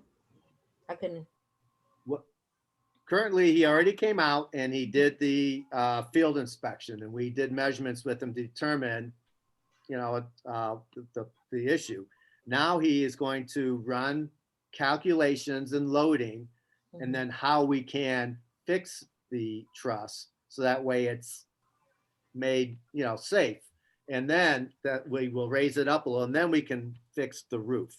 Right, so what you want to do is pull some funds from that's been allocated for the roof. Right, and until we know, hopefully we might be able to do the roof and this, but we don't know what, I have no idea what the truss is gonna cost, and we are not quite sure what the roof will be either, but I want to keep this moving because we want to get the roof fixed because it has been leaking. Okay, what's the, I like how you said that. I want to keep this moving too. The motion is in the chat, Mayor. I'm looking at it. I'm getting ready to read it. Clayton, one more thing there. You don't forget to say that we did get it tarped. Oh, yes, we did get a temporary fix, just so that in the meantime on this, we'll try to alleviate as much of the leaking as we can. Thanks, Joe. All right, Alderwoman Reed motion that the city engineer uses the roof repair funds for the, what is it? What is it? Engineer's report of needed repairs. Oh, engineer's report for the gym roof in the amount no more than 3,000. I second it. All in favor, say aye. Aye. for the question, Mayor, Huh? for the question. We done had 100 questions on this, and I I understand. don't get another question right now. Okay, passes. Listen, Mayor, I'm trying to get our records correct. If it's not on the agenda, we have to keep on amending the agenda so we can have it on there. So All right, go ahead and amend. I move to amend the motion to place the item on the agenda for emergency purposes. Is there a second? I'll second it, Mayor. All in favor, say aye. Aye. Opposers, nay. And now we're back to the original motion. Yeah, now she can just make a motion. She needs to make a new motion. Just make your motion. You make your motion, Reed. We just put it on the agenda for you to make it. I make the same motion that the city engineer uses the roof repair funds for the engineer's report in the amount of no more than $3,000. Is there a second? I second. All righty, Thomas, all in favor, say aye. Aye. Opposers, nay. Ayes have it. Thank you. Thank you.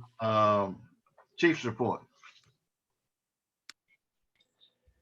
Are you sure this time? I think I'm sure. Okay, just a few things off the bat. I do want to address the car crash at Bell Fountain Road and the Jennings Chena Rocks interchange. In summary, because I don't have all the facts, but there was a violent felon that was trying to elude the police southbound on Bell Fountain Road. It had started in Spanish Lake. To my knowledge, St. Louis County Police started it. They backed off of it when they realized that the driver's behavior was reckless enough and the traffic conditions weren't conducive to safe apprehension. So they backed off. The police helicopter had followed the vehicle down Bell Fountain Road all the way to where it crashed at that intersection. It is believed that that vehicle was going upwards of a speed of 120 miles an hour. The Bell Fountain Neighbors Police Department was not involved in that, just to be clear. We were involved in helping St. Louis County manage the crash site. They conducted the reconstruction, they collected the evidence, they wrote the required reports for the incident. But our police officers were not involved in that, just to be clear. I know Anthony Green, if you're still out there, I know you've brought up traffic problems a few times. Yes, traffic problems exist. I completely agree with you. The same methods of us controlling speeders and non-moving violations are not the same as what they used to be. I do agree with you. I see people driving around with expired tags, no tags at all, and other driving violations, but we can't impound vehicles. We can write them warnings, write them summonses to court, but beyond that, we can't stop them per se. We don't have the legal authority to do anything beyond that. We do still stop cars. We base them on probable cause, and the outcomes are based on the circumstances of each stop. Moving on, the Missouri Department of Public Safety issued an announcement yesterday that Phase 1B, Tier 1, meaning vaccines for first responders and emergency management personnel, will be made available here shortly. I don't know what the distribution method will be for that in St. Louis County. According to the solicitation, it said that the employer is responsible for contracting with a third party to facilitate those vaccinations, which I find highly efficient for the St. Louis County area. I'm under the belief that the Department of Public Health and the Office of Emergency Management will probably coordinate something for all first responders and emergency management in a way that's more efficient with pushing out those vaccines. The two vehicles that we ordered last month should be completed and on the road by the end of this month. And I know there's been discussions about derelict properties, excessive trash, debris, high grass, derelict vehicles, other nuisances that have plagued our city for many, many years. I have brought this up in different forums. I know the board's been involved in emails where I have explained this. I am going to pursue this myself. It's administrative warrants. It falls underneath the municipal court, and the municipal judge has exclusive jurisdiction over this. So I'm going to take the first step forward and try to put together a process with the judge so we can do some better enforcement of this. And enforcement meaning getting a warrant to go on private property to take care of some of these matters. For those who aren't familiar, it's section 18-3 in the municipal ordinance. It's titled Issuance and Execution of Warrants.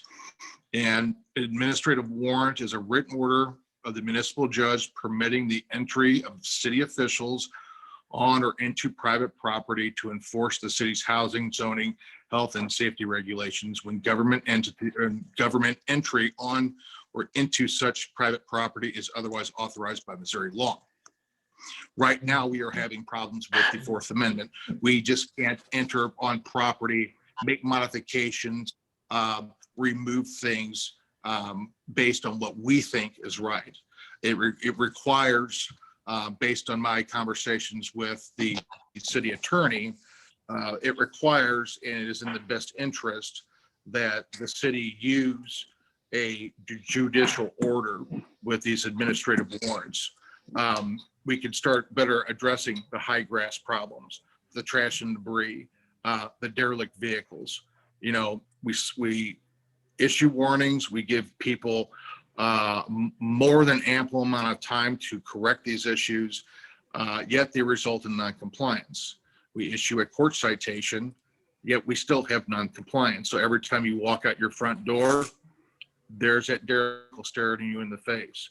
There's a neighbor on the street that never cuts their grass and the police go by and warns them. I think we have an opportunity to do a better job. However, when you do read this ordinance, there are a lot of unanswered questions that the municipal judge will need to put together a process for and a list of requirements. So I will be working on that with the city attorney and the municipal judge in hopes of starting to eradicate some of these problems. I really do feel for people. I drive through the city and I see the same things that you do. This is the next step that I feel that will have the biggest impact. And I hope to have something in the next couple of weeks to kind of return a report on as to what progress we can make on this. Aside from that, Mayor, that ends my report. Righty, And thank can I you. ask a question? I can't raise my hand. Which question? Chief Eiler, if there is an issue in the lobby, does the staff have to call 911 or can they call in the back for help? They're instructed to do one or two things, depending on the situation, call 911 or call the non-emergency number. The reason being, we've had several incidents in the past where employees have gone into the police department to find police officers and there are none there. They're out on assignment, they're out in the street. That presents a problem that prolongs police response. When it goes out on the radio, everybody is aware of the problem and response is quicker. Thank you. Alderwoman Reed. Thanks, Mayor. Chief, I just had a suggestion, just because I've seen it with family members that are medical officials in different states, that when you guys go get the shots, you know, if people choose to do that, that you possibly do it in waves. Because it seems like the second shot, a lot of things happen, and I would hate for like half of our officers to be out because they're sick, feverish, or whatever. Hopefully you would do it like in waves, so many at a time, you know, and the ones that are not on the same shift. No, I completely agree with you. And just thinking logically like you are, I believe that if St. Louis County is going to facilitate all this, which is the best way to do it, I believe they would have a process that would incorporate a staggered number of people from each jurisdiction, putting them through vaccines. That way, any side effects of the vaccine won't wipe out an entire police department. That would be a crisis issue. So I completely agree with you, and thank you for the comment. Yeah, thanks. Thank you, Chief. City Attorney's report. Yes, good evening. Thank you, Mayor. I do not have a report tonight. I would, however, like to quickly answer the question that was raised earlier. In the city's bills / ordinances, the reference that the chapter, article, division, and or section assignments may be altered in the discretion of the editor refers to the editor of the city code. It does not give the editor the discretion to change any substance, just those particular things. I have nothing further, Mayor. Thank you. I got a question of the city attorney. Yes. All right. When you write or review a bill, do you review to ensure that it's in compliance with state statute and any relevant case law? Absolutely.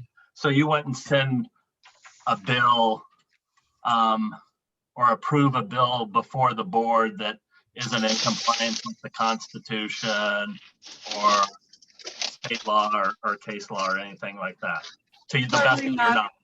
Certainly not knowingly. Thank you. You're quite welcome. All right, we'll move down to unfinished business. Outdoor pool repair cost analysis. Is that what we did earlier?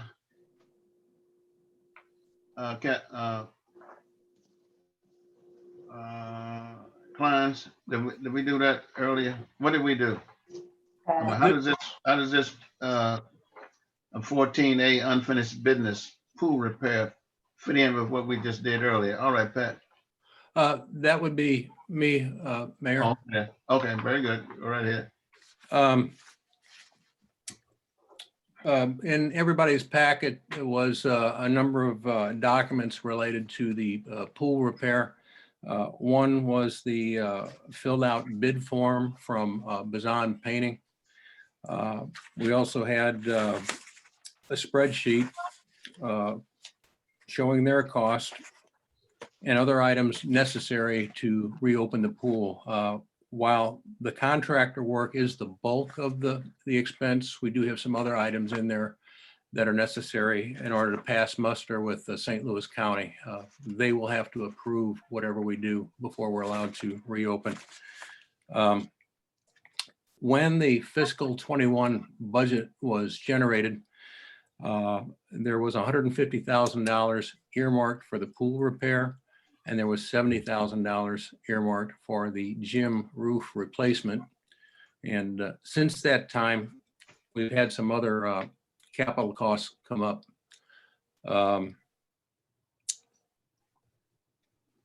Now, to the plus side, what we think we are going to be spending for the repair has now been estimated at about $139,000, less than was originally earmarked. So that's to our advantage, which did include a projection of how much patching is going to be required. And that projection is based on a unit cost times an assumed square footage, 1,400 square feet. That projected contractor cost at this point is about $113,000 out of that 139 total that we're asking for. Now, a couple of things have come up since the budget was generated. One is there is some software migration that is scheduled to take place for the rec center in May. That's going to be $10,000. And a bigger unknown is what is the roof truss repair going to be? That city engineer Klein referred to before, and that investigation has started and now is about to be more underway after he's able to call in the consulting engineer once more. That's another capital cost playing tug of war with the other items in that line item, which would be the gym roof replacement and the pool repair. City engineer and I have talked about this a bit. Early indications are that the gym roof repair, when it occurs after the roof truss is repaired, that may be less than predicted. That would be helpful for the cause, but we can't say for sure what that is, what that's going to be right now.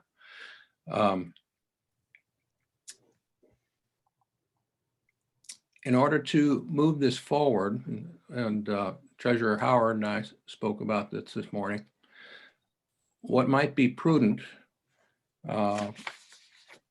would be to contract with for the pool repairs, which again are about $113,000 projected. They will take at least 6 weeks to be affected. It might be longer depending on weather. It might be longer depending on the amount of damage discovered. But at the end of that process, we will be more through the fiscal year. These other costs will be better defined, and we could determine whether or not we can proceed with the rest of the pool repair.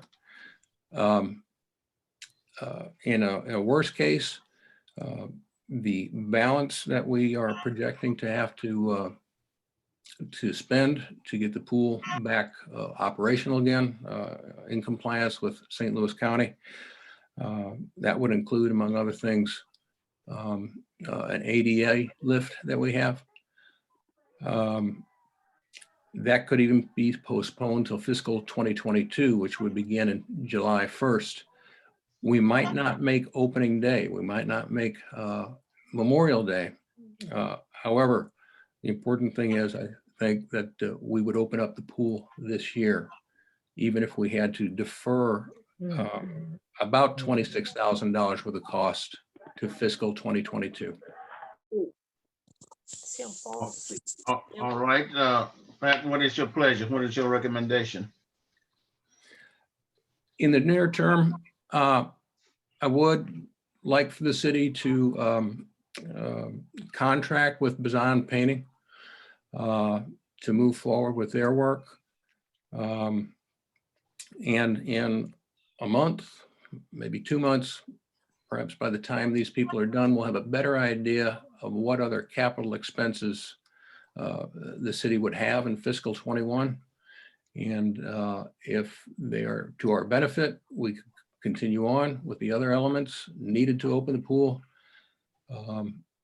If they're not, then we would defer the remaining work until fiscal 2022. All right. Alderman Reed, Alderwoman Reed. You muted. Sorry. I motion to have the city accept a bid from Bazan for the pool repairs. Alderman Carroll. A second. Are there any further discussion? I just have one question, Mayor. Alderwoman Chapman, I'm sorry. No, that's okay. Thank you, Pat, for your precise report, and I'm excited to hear that we're trying to save on any repairs we can get done. Are we adhering to the budget, the bidding process? Have we bidded this out, and the bids that we received are the ones you're recommending that we accept? Yeah, we bidded it out and we got one reply. Mhm. We went to three. Is that right? That's correct. We went to 3 contractors. All 3 during the summer did bid on this project. Once we went to a formal bid, only one responded. Fortunately, that was our low bid during the summertime, and fortunately, their prices did not change. Now, we did add one item that we didn't have during the summer, and that was for the contractors to supply portable restrooms, and this is for COVID reasons, but that was only a $700 addition, so it was relatively minor. Okay. Thank you. Alderwoman May. I just had a question for attorney. I was just trying to determine whether or not we need to be voting on this as a bill, since it'll be a contract.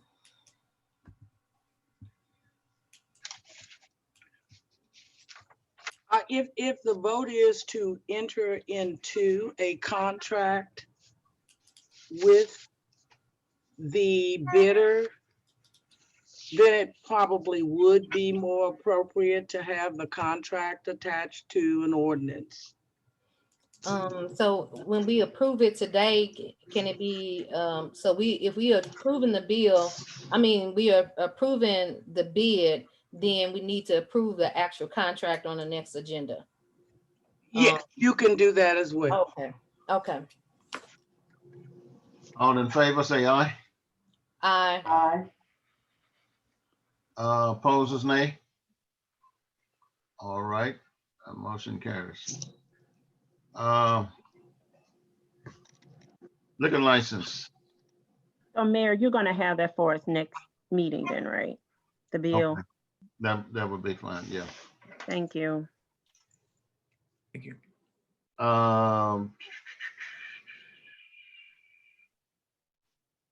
Bill number 2599, consider the question, shall the bill pass? The objection of the mayor thereto. Alderwoman Diaz, rather. Thank you, Mayor. I brought this up because looking over some items that were sent out based on Alderwoman Reed's request.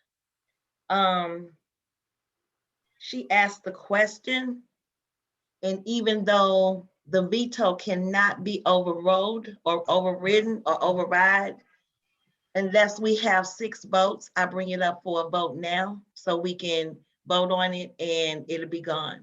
Because there's the only way to override the mayor's veto is with 6 votes. And if anyone want to have a discussion about that, the law is what the law and the ordinance is what the ordinance states. Okay. But the question was brought up. Is there a second? She hasn't verbalized the motion. She just started talking. All I right. make a motion that we vote on bill number 2599, and that is To consider the question. to consider the question and the bill. Can I Okay. get a second? Or did you understand, or am I confusing No, anyone? I You're got it. you're not saying it how it is on the agenda, so I'm You're just not sure. I got it. read Typing from it? the agenda. You can So just you want type me to it. type? Yeah, just Okay. type it and we can Type read how it. it is on the agenda then. Okay.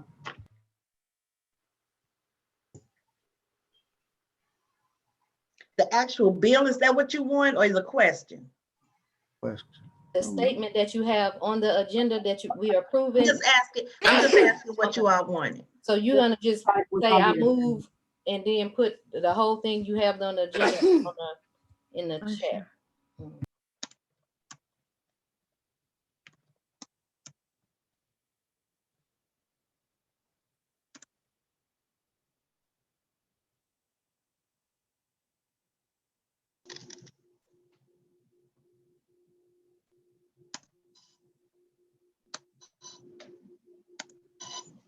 Hey, Mayor, point of suggestion while Alderwoman's working on that.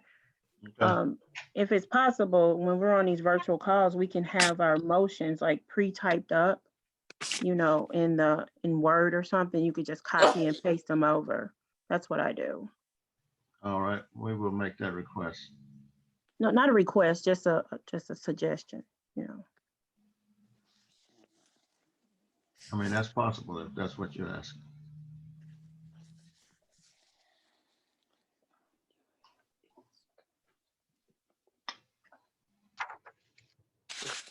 I make a motion on the question. Shall the bill pass? The objection of the mayor now thereto notwithstanding. Is there a second? Alderman Thomas. I second. May I have a roll call vote, please? Are there any further discussion? Roll call vote. Okay. Alderwoman Dales, No. Alderwoman Levant Elliott, Yes. Alderwoman Reed, Yes. Alderman Carroll, Yes. Alderwoman West. I can't hear you. Yes. Okay, thank you. Alderwoman Tatman, No. Alderman Thomas, No. Alderman Perry. No. 1, 2, 3, 4 yes and 4 no, Mayor. I vote no. All right, so, let's move on to the next order of business. New business police training, Chief Iler. Mayor, just for clarification, I think that just fails, right? I thought you only get to vote for bills. We voted on the question. You can't override. I'm No, I sorry. was asking Okay, that, okay. Mayor, that I don't, because this is just a motion.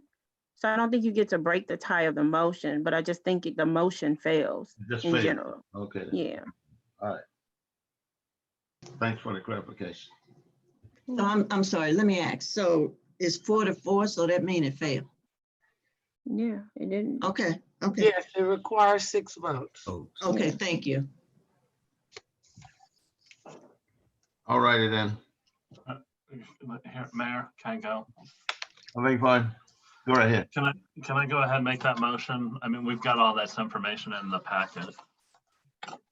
I move to approve for 2 police department armorers to attend Remington 870 at a cost of $400 per officer and AR-15/M-4 training at a cost of $400 per officer with Triton Training Group for a total cost of $1,600 to be applied against account 2049.2. Alderwoman Reed.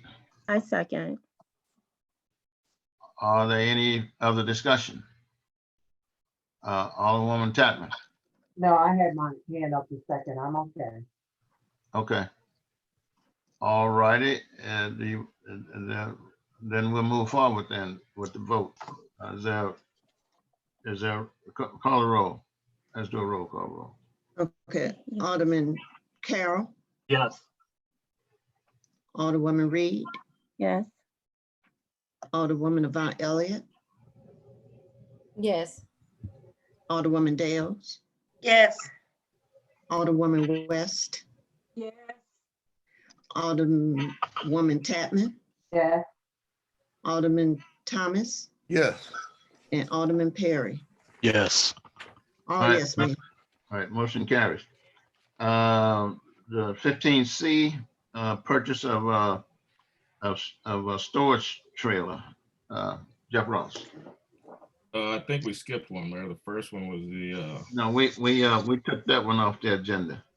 okay, That's, that one's fine. okay. Yeah. So I was this given one. a task to look into purchasing a storage container for the city to be able to use to separate administrative files from court documents and whatnot. And I got 3. And if you have in front of you, I think it's in the packet. I got a quote from Pac Van for a 40-foot used trailer, and that is $3,695 delivered. Got one from American Trailer and Storage, also a used 40-foot trailer. That one's delivered, $3,150. And we got one at River Road Sales and Leasing, and the quote for that one was, they gave me a range between $2,450 and $3,250, depending on the trailer selection, plus a $150 delivery fee. And those bids were taken January 12th and 13th, and they're only good for 14 days. All right, So, which one are you recommending? I'm recommending River Roads Sales because the range and between the $2,450 and the $3,250. Alderman Carroll.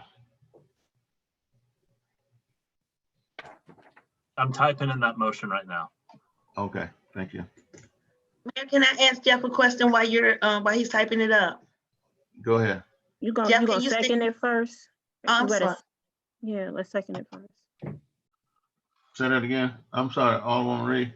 We should second it and then go on the question like you normally do.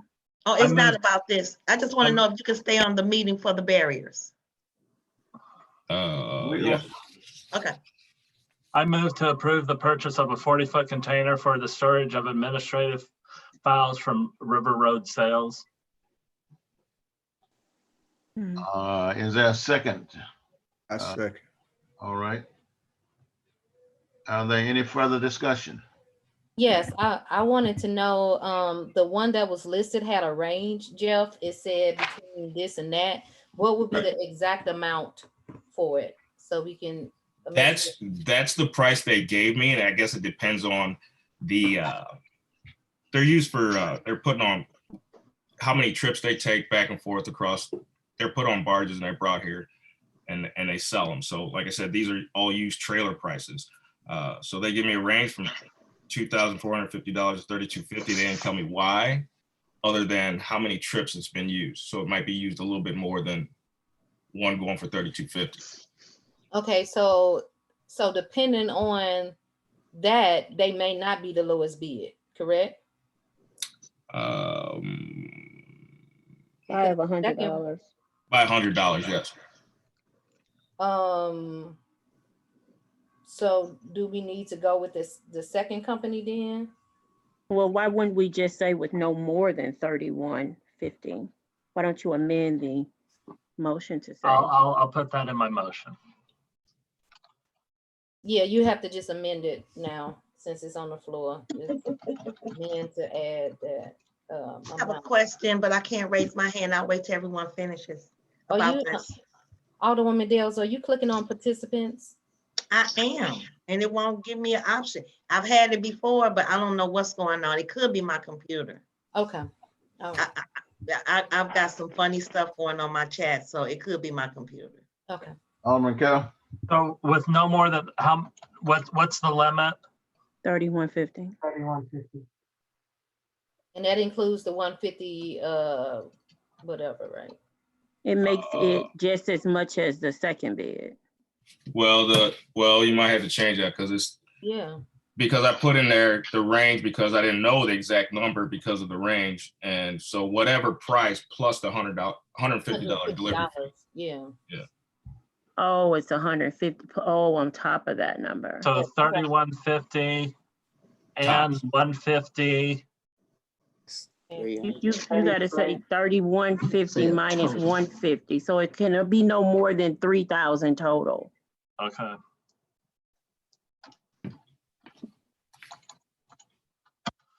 I move to amend my motion to add no more than 3,000. Second.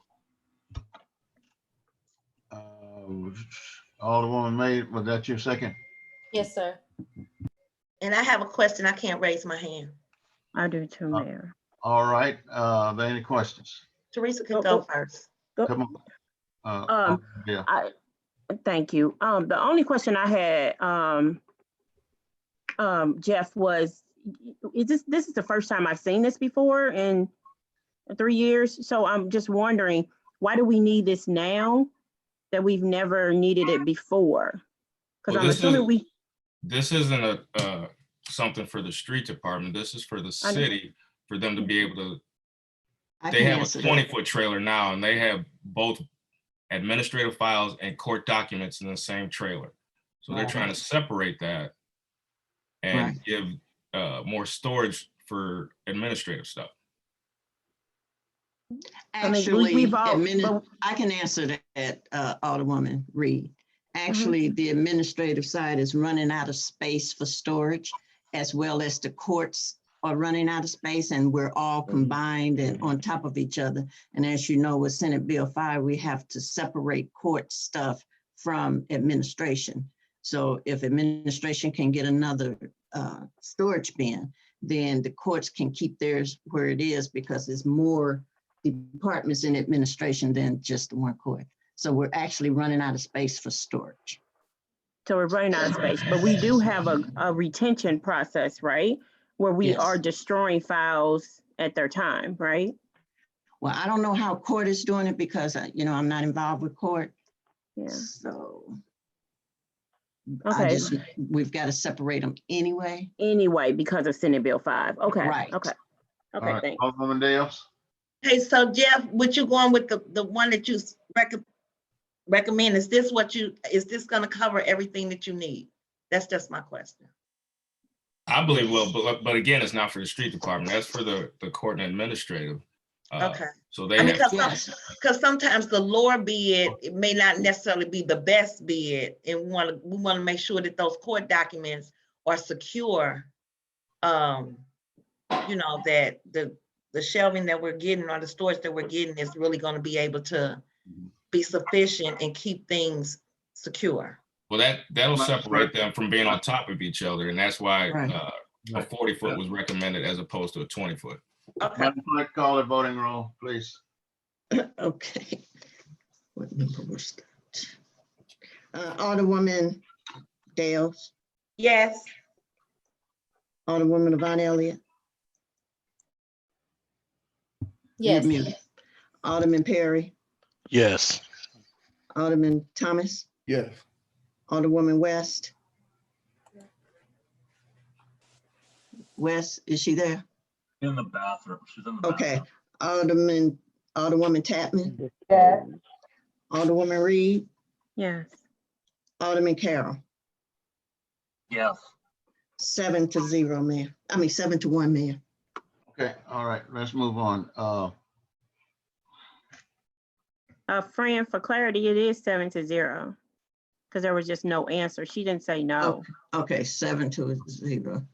All right.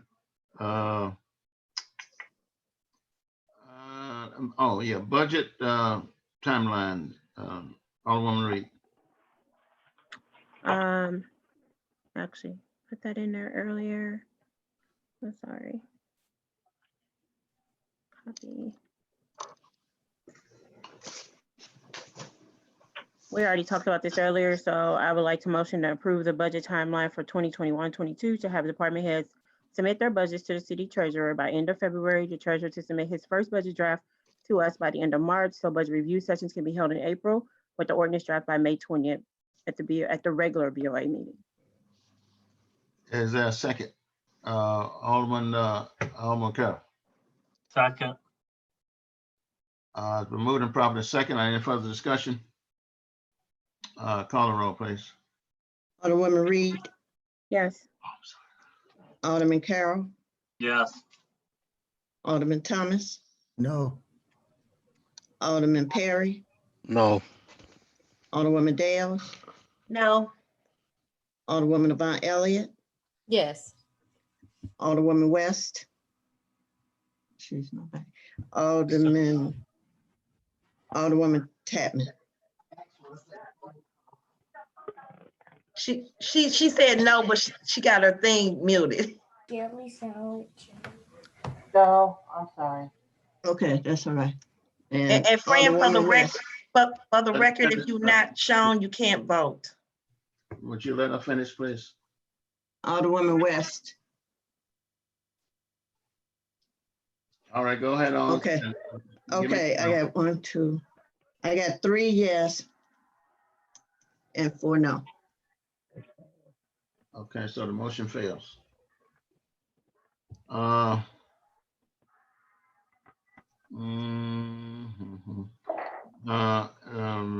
15 on the new business, E. E.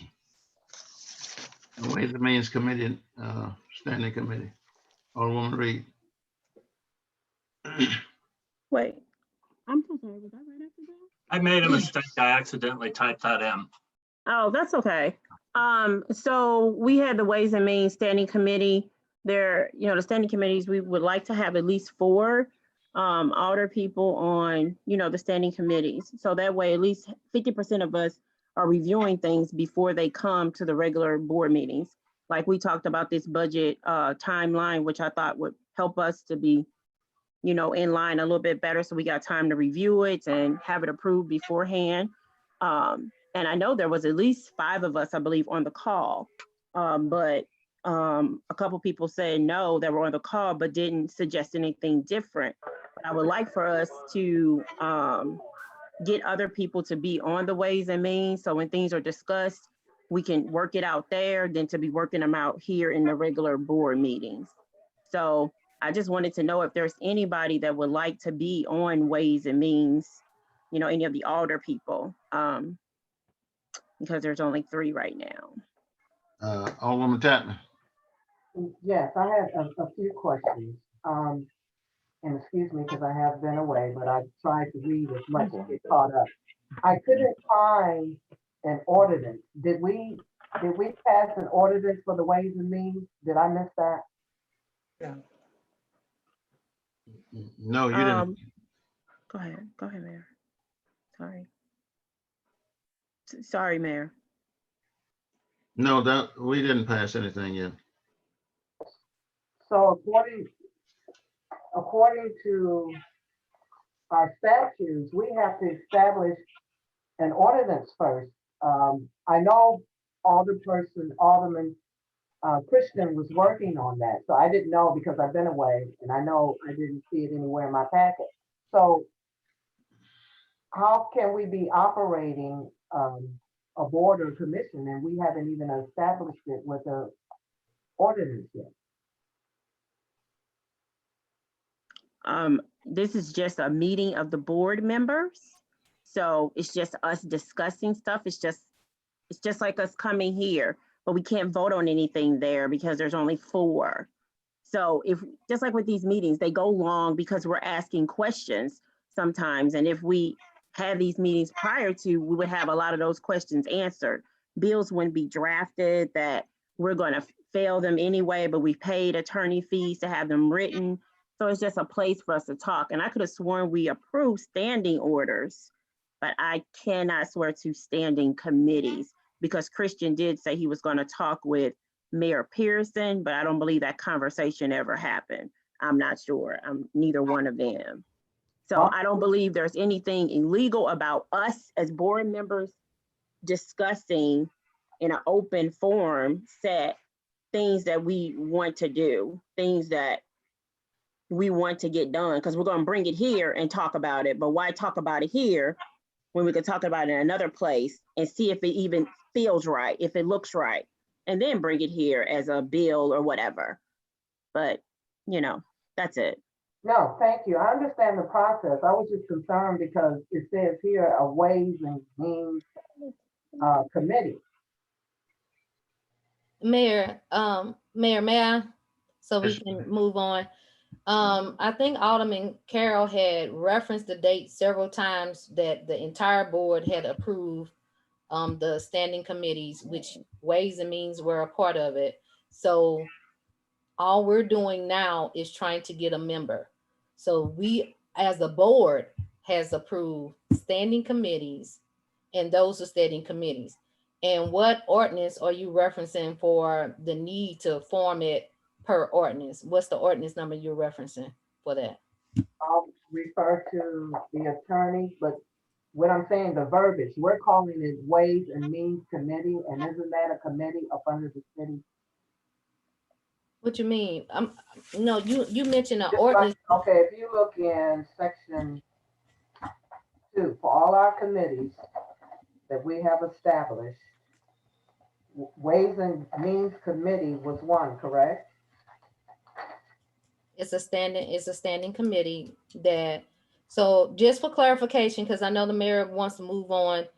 We have in, we have. We can talk about it later. Just Okay, yeah, we have in our ordinance that we abide by Robert's Rule of Order. In Robert's Rule of Order, standing committees, standing orders are a part of that. As a board, we approved all of these committees. What Alderman Christian was going to do was to further have a conversation about, you know, changing any format to it, but the board had already approved it. So based on that approval and us not visiting that conversation, again, we're operating on the board's approval to meet and discuss things to get things done. So just the clarification. So there is no ordinance that speaks to the need to have to do that except for Robert's Rule of Order that already says that we can have standing committees, and those don't have to be done it by ordinance. That makes it more official to do it. But if you right now, if 4 people want to meet right now and made sure that it was public notice, anybody can do it. There's no restriction around that. If 2 people want to talk about business, they need to post it as well. So, you know, that's already a part of the books, just for Mayor, clarity. can I make a comment? I understand all of that, but again, let's just vote on it. Alderwoman Dales.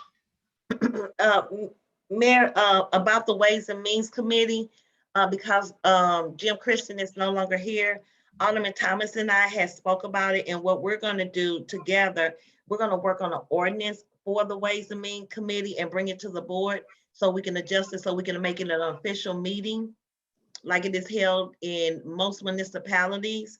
And we want to go by the rules so we can govern it and see if we want to, the citizens. So we'll create the ordinance so it won't be a standing committee, which was, I think, formed at the August 12th meeting, which is under investigation by the Attorney General. And we want to make it a commission by ordinance, by law. Just for clarification, it was not All approved. right, The all right. board approved it. Okay, we have a motion on the floor. No, there's no motion. There was no motion, Mayor. There was All no I motion. asked Well, was, we just started discussion on that? Yes, sir. We trying to Yeah. see who would want to join the committee, and all of this discussion came out of that instead of someone saying they want to join or not join, so we can move past it. yeah.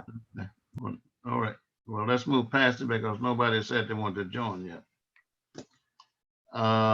Mayor. Yes. Mayor, my hand is up. All right. So these committees were not formed at the August 12th meeting. They were formed long before that. The entire board, including Alderwoman Tatlin, voted yes for these meetings. So I just wanted to make that clear. Thank you. So let's move on. Bill number 2605, Alderman Carroll. I move to do the first and second readings of bill number 2605, an ordinance amending section 2-38 of division 1 of article 3 of chapter 2 of the Code of Ordinances of the city of Belle Fountain Neighbors, Missouri, to prohibit discrimination on the basis of sexual orientation and gender identity. Is there a second, Alderwoman Tapman? No, sir. I'm sorry. I didn't put my hand down. I'll second it, Mayor.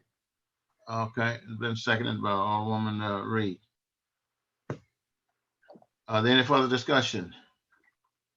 Then roll call vote. No, I gotta have my hand up, Mayor. Oh, I'm sorry. Go right ahead.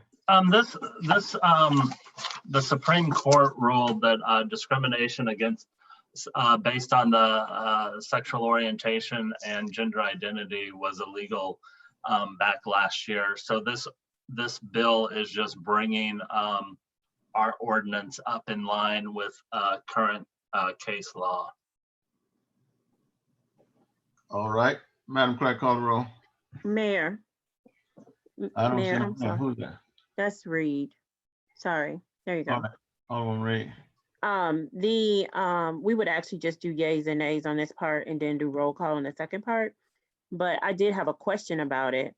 In the verbiage, it used gender expression, not just sexual orientation and gender identity. So I was just wondering if I'm not sure, you or the attorney, maybe whoever, what is gender expression, and is it written as part of the, this United States Supreme Court decision that is being referenced to?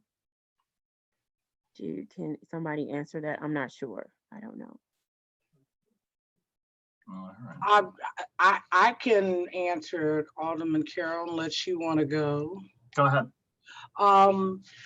Gender expression is encompassed in the Supreme Court's decision in Bostic versus Clayton County, Georgia. And gender expression is equated to gender identity. It is. Okay, that's what I was hoping. That's how I was thinking, but I wasn't sure. I thank you for that.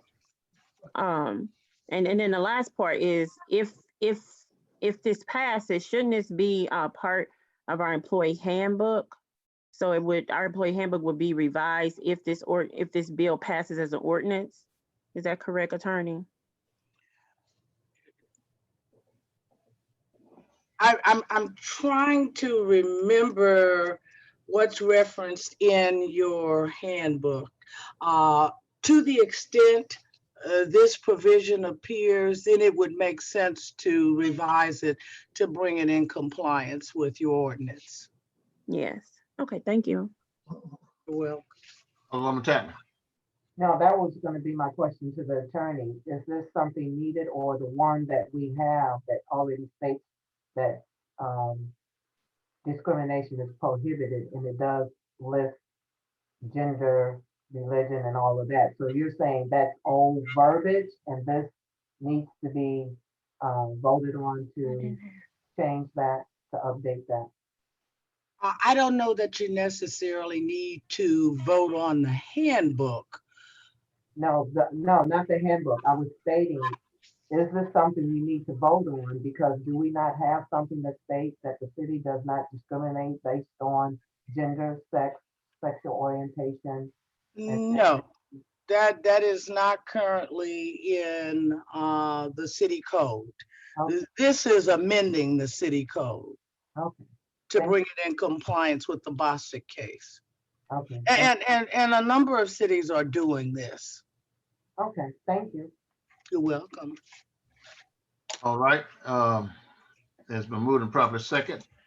All in favor, say aye. Aye. Aye. Opposers, nay. Oppose. Oh,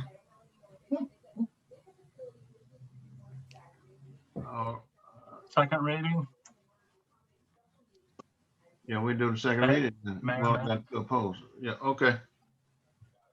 This is second reading of bill number 2605, an ordinance amending section 2-38 of division 1 of Article 3 of Chapter 2 of the Code of Ordinances of the City of Belle Fountain Neighbors, Missouri, to prohibit discrimination on the basis of sexual orientation or gender identity.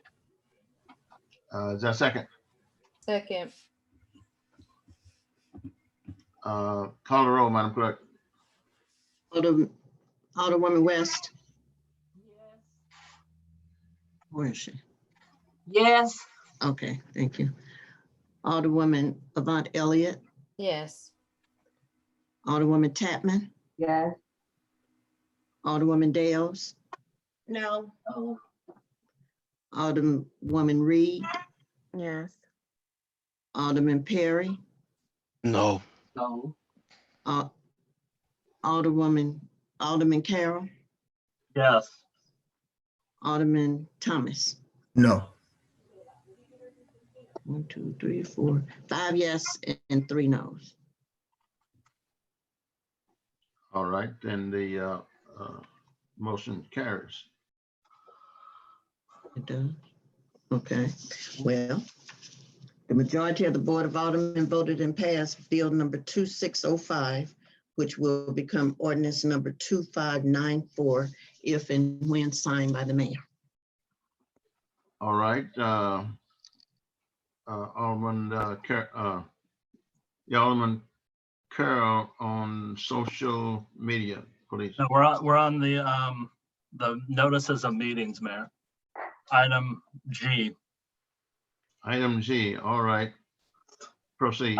I move to do the first and second reading of Bill number 2606, an ordinance amending Section 1-25A of Division 1 of Article 2 of Chapter 1 of the Code of Ordinances of the City of Belle Fountain Neighbors relating to notice of meetings.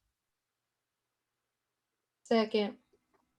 It's been moved and properly second. Are there any further discussion? Alderwoman Reed. On this one. Oh, so I had a question. What social media pages does the city have? And if we have any, who would maintain them? Do any of you guys know that? I didn't think we had social media pages. We don't. Yes, we do. The chief has a The Facebook. police, That's the police department. the police department does. But that belongs to the city, correct, Chief? Technically, everything belongs to the city, but it's managed and maintained by the police department. We have Facebook, Instagram, and Twitter. Okay, so you or your department or someone in your department maintains those social media pages. Correct. And we have a very verbose policy that covers them too. Okay. Okay, thank you. Okay. Alderwoman Reed. Oh, no, sorry. That was me talking. Alderman Carroll. I think the ordinance reads if the city has any social media pages. So if there's no if the city doesn't have any social media pages, then it's not required. But hopefully we can start. It's 2021. That I think we need to kind of have a presence on social media since most people are connected that way. But I believe the bill reads if there's any social media presence. Mm-hmm.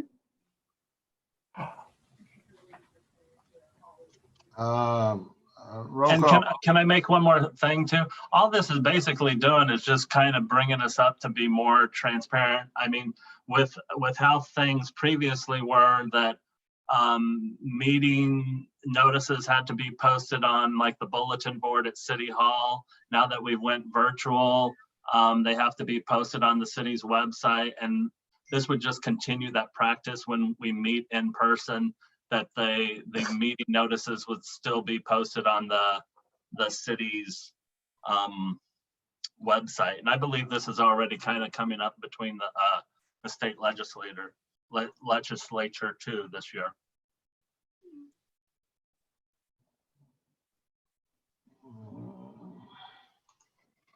Yays and nays.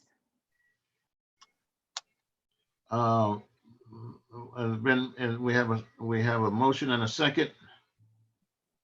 Madam Clerk, well, yeas and nays. All in favor, say aye.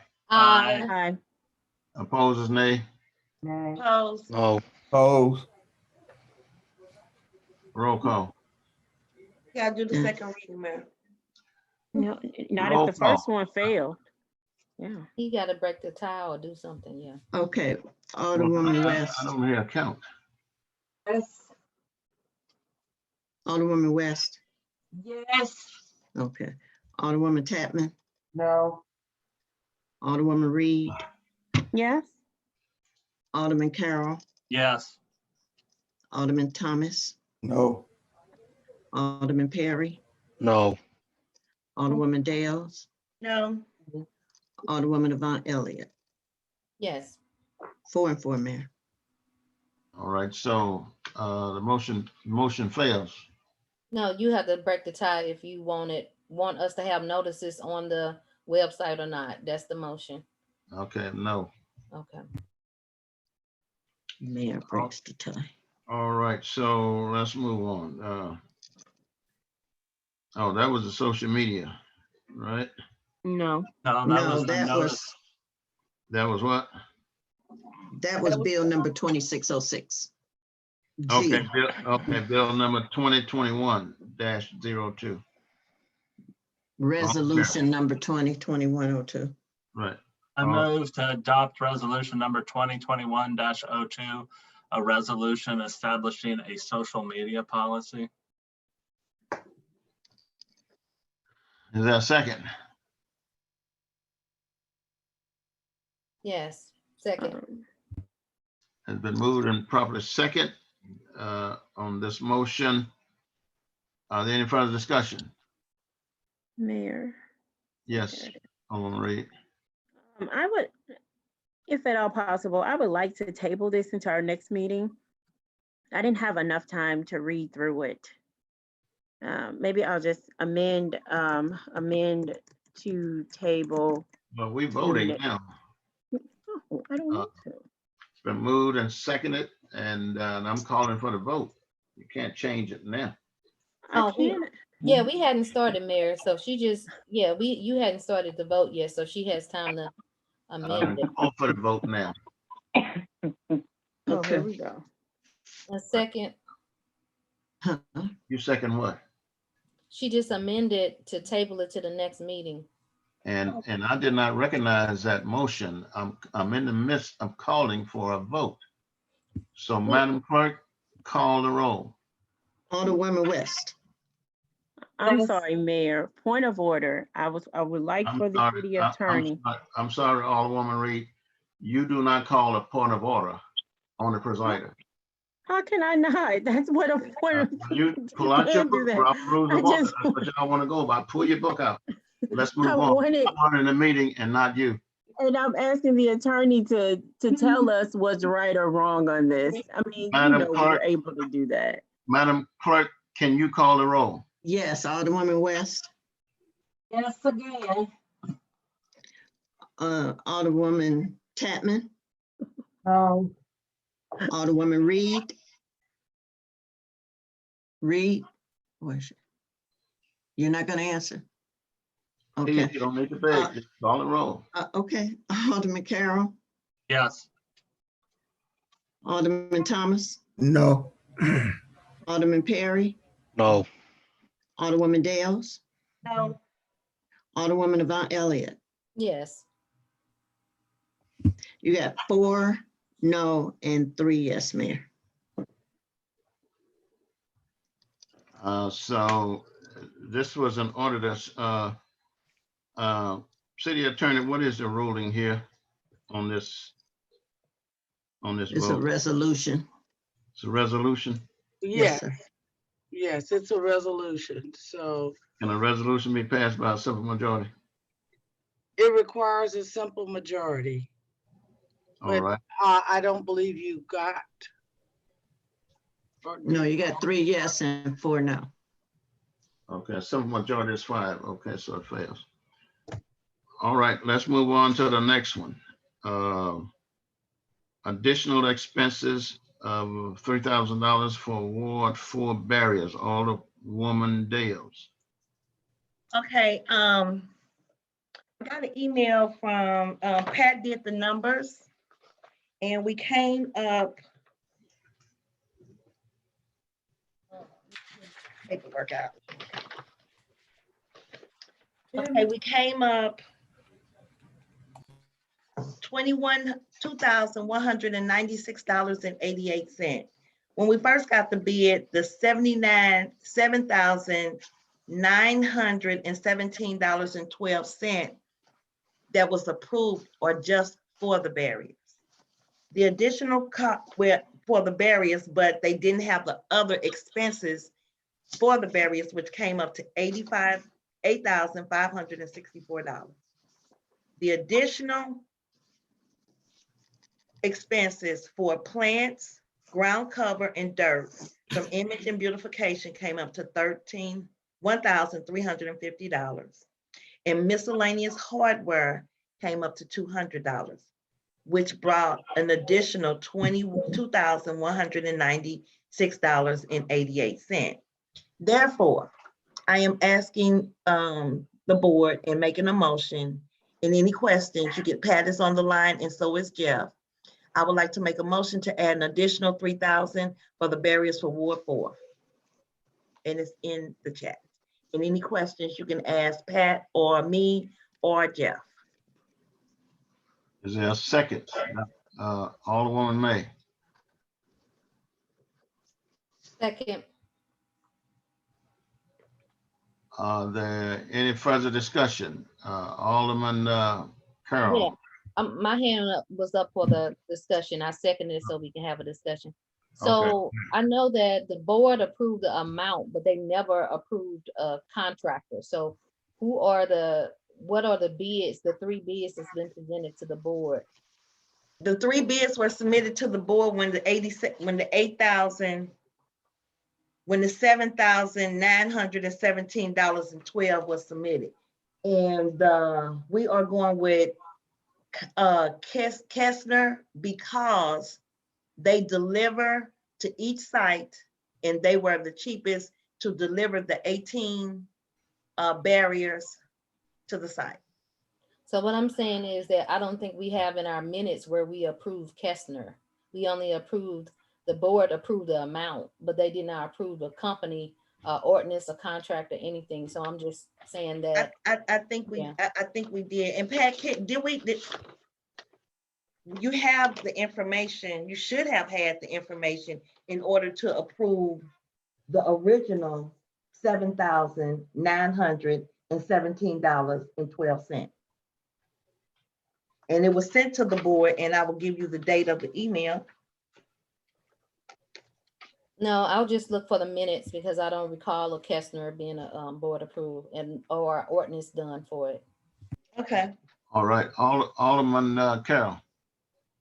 I guess this is more for the city treasurer if he's still here. Where is this money coming from in the budget to pay for these street barriers? What line item?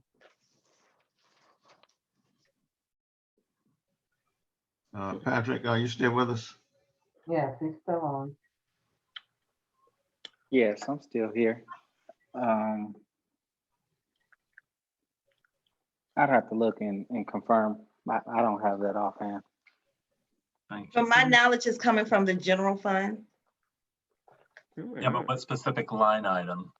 I don't remember this ever being budgeted in the 2021 budget. And the costs continue to grow every month, it seems like. I mean, at first we started out at 7,900 and now it's asking for additional $3,000. And then I guess this is more for the city attorney or the city treasurer. Since it seems like this has gone over $10,000, shouldn't this have been bidded out and then approved by the board? Or because it started out at 7,900 and the cost have escalated now to over $10,000, is that sufficient reason not to? It was bidded out, to my knowledge, and there's only 3 companies that give the barriers, and that's the information that you received by email.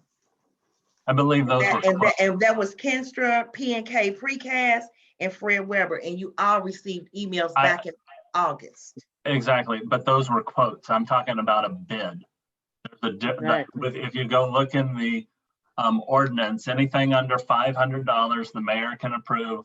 Between $500 and $2,500, there needs to be quotes. Between $2,500 and $10,000, I think it needs to be quotes on letterhead, and anything over $10,000, it needs to be bidded. I believe you've gotten quotes. The reason why it's going over 10,000 is because of the $1,350 for image and beautification, and for the miscellaneous for $200 from Home Depot. The casters from pre-K casters come to $8,564, which is under 10,000. Okay, but I'm not disputing all of that. I'm saying that this project has now gone over $10,000, and I'm asking the city attorney or the city treasurer, since that was kind of one of the management findings or whatever it was called on the audit, where bids over $10,000, there was one bid that wasn't approved by the board. And I'm asking, since this project has now come to being over $10,000, is this required to be bidded out, or because of the extenuating circumstances with the cost escalating, is the quote sufficient?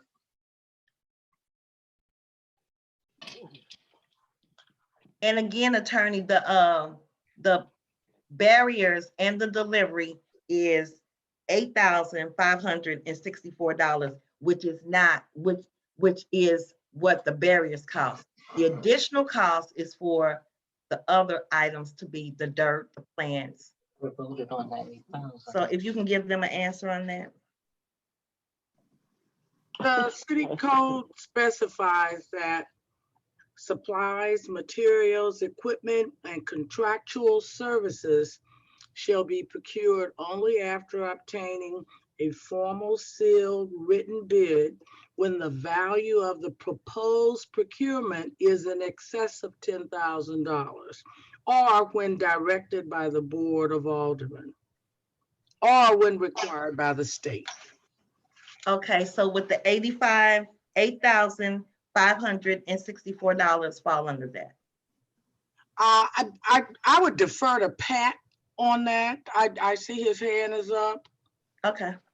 Yeah, the total project is just over $10,000. However, the barriers, the precast concrete pipe, that's going to be less than that. And this is primarily material supply.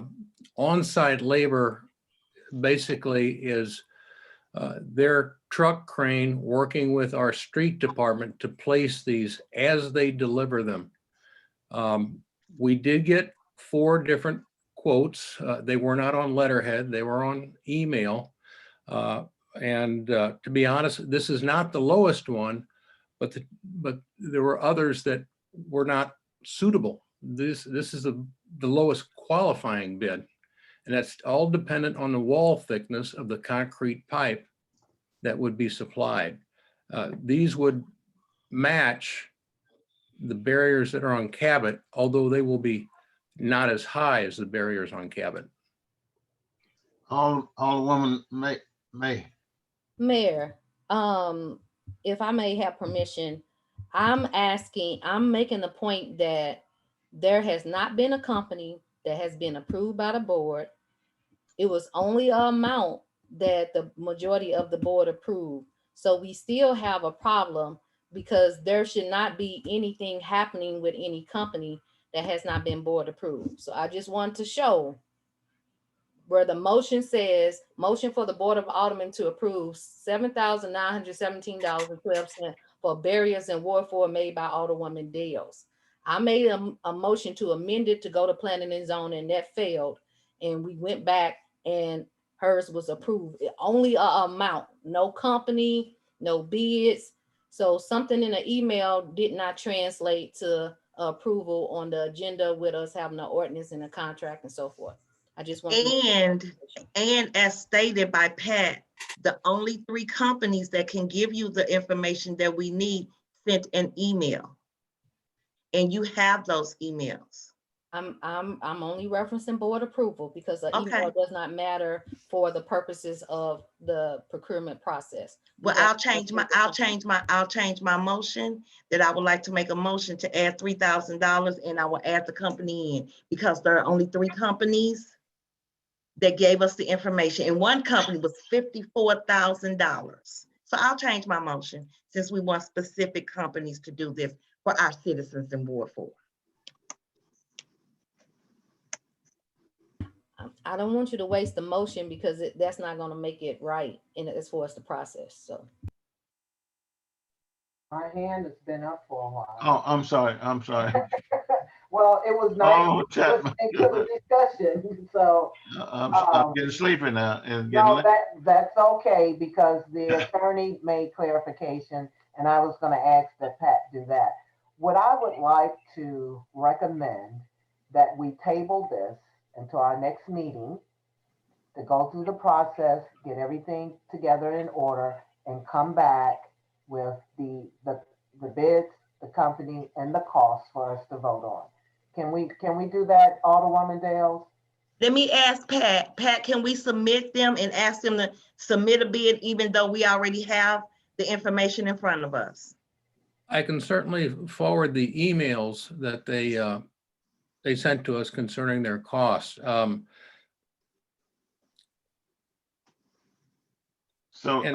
it's electronic communication, that should be sufficient. All right, Okay, so Pat, I'm sorry, Mayor. I'm sorry. There's a motion on the floor to table this. Well, Mayor, I want to make sure I heard what, so Pat. Mayor, I'm sorry.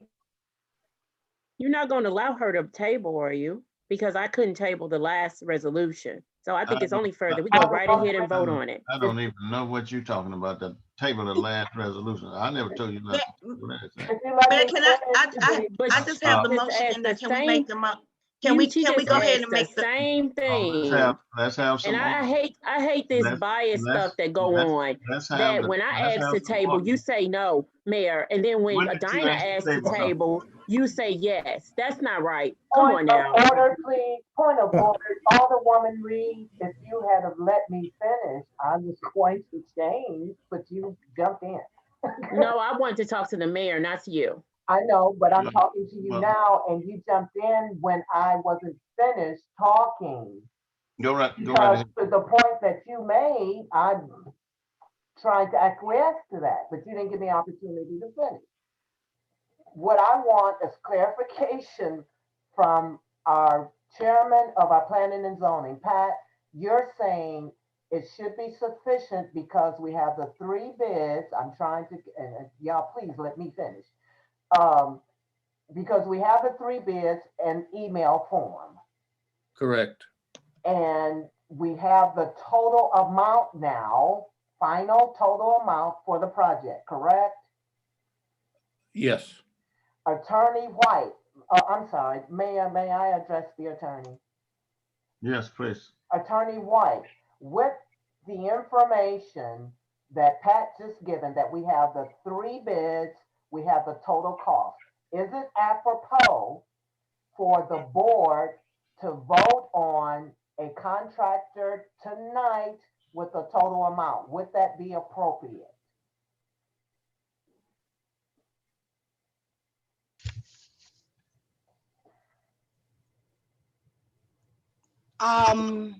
No, I don't believe it's not on your agenda. Is there an emergency? Well, the other items weren't an emergency, but I can put it in as an emergency. I can type it in as an emergency. We're talking $3,000 for the to add on to the already approved $7,900, and Pat can send to the board or to the city clerk all of the information which has already been sent to them again, and they have the information again stating what the three companies sent to Pat. And I can write in here, I would like to make a motion for any, to amend the motion for an emergency to add $3,000 for the barriers for Ward 4. Alderwoman Chapman. Would that be sufficient, attorney? No, let her, Alderwoman Chapman had her hand up. Oh, okay. So again, I'm deferring to the attorney. Thank you, Mayor. If we do the amendment like we did a couple of times before in the meeting to add the additional cost, would it be apropos for us to vote on the amount and then come back and vote on a contractor if that would keep us in compliance and order between the three? We voted on the amounts, add the 3,000 under emergency, and then have a second point of voting for the contractor. Would that be apropos, Attorney White? You would come back at another meeting, okay, and actually vote on the contract, is okay. what I understand you're saying. That's what I'm asking, if that's apropos. We can vote on the amount, which she's asking, which is on the agenda for the $3,000, put it under emergency, which we can, and then come back at our next meeting and vote for the contractor. Yes, you could do that. Okay, Pat, is that apropos for you? Yes. Okay, okay. Thank you. Alderwoman May. Yes, I just want to make a point of clarification. We will now have on recording of an alderperson saying that she can make it an emergency, and our ordinance specifically indicates that we should not avoid or evade our own ordinance by suggesting that something is emergency when it is not. And this would not be classified as emergency. The other two things were something that the board considered was emergency and added to the amended the agenda for it. I just want to make that point for the record. And Alderwoman, That's fine, Mayor. That's Alderwoman Chapman. Okay, and I understand what Alderwoman Avant Elliott just stated, but what constitutes an emergency? We voted for the pool under emergency, correct? These are traffic barriers to go in the ward to prohibit possibility of traffic and crime. So what constitutes an emergency? We voted emergency for the swimming pool, which we all agree. And this is, to me, just as important as the repairs for the pool. Could we not acquiesce in doing both?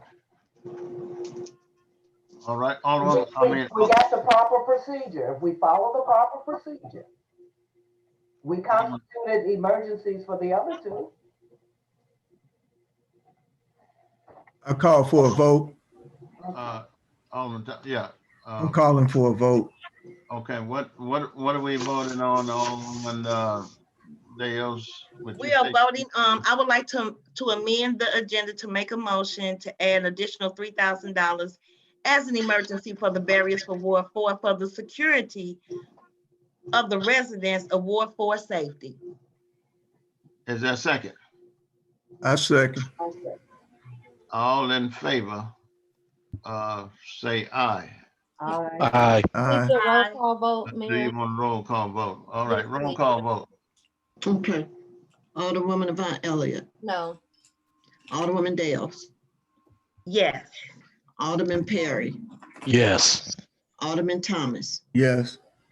Alderman Carroll. Alderwoman Reed. Alderwoman Tatman. Yes. Alderwoman West. No. Okay, Mayor, we And have my one. vote is no. Mayor, we have 1, 2, 3 no, and 1, 2, 3, 4 yes. Attorney Coleman, would you explain this count? Is it a simple majority or does it need 5? No, this is a motion. So you would need a simple majority. So Mayor, for clarification, if you don't mind, this is an amendment to agenda, and per Robert's Rule of Order, you would need 2/3 of the vote to amend the agenda. Attorney, for the motion.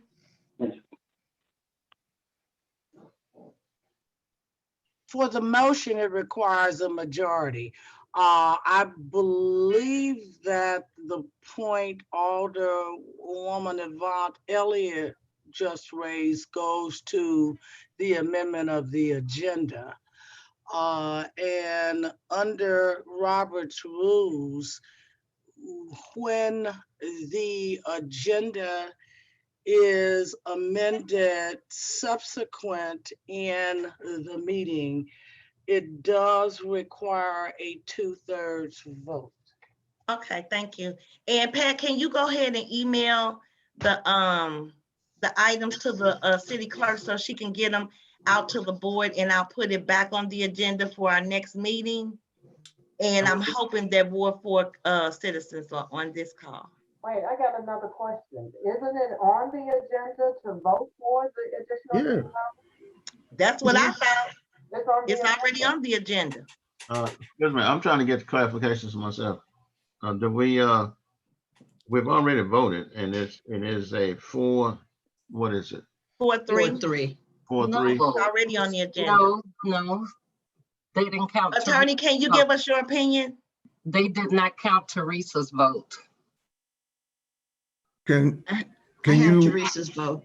yeah, can you call the votes again, city clerk, so we'll know? Alderwoman West, no. Alderwoman Tapman, yes. Alderwoman Reed, no. No answer from Alderman Carroll. I voted no. I've been here the whole time, Fran. I voted no. I know, but I didn't hear. Okay, so then it's 4-4. And the mayor can break the tie? Yes. Attorney Coleman, what's? Yeah. Yes, you can.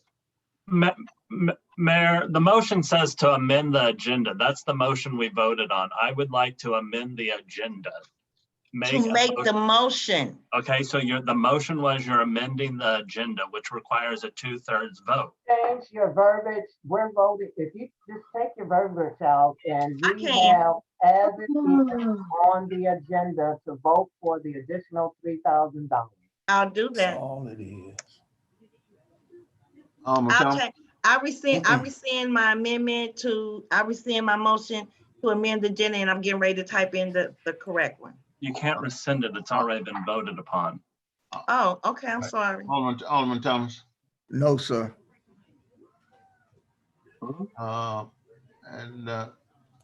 So. Attorney, can you tell us how to move forward?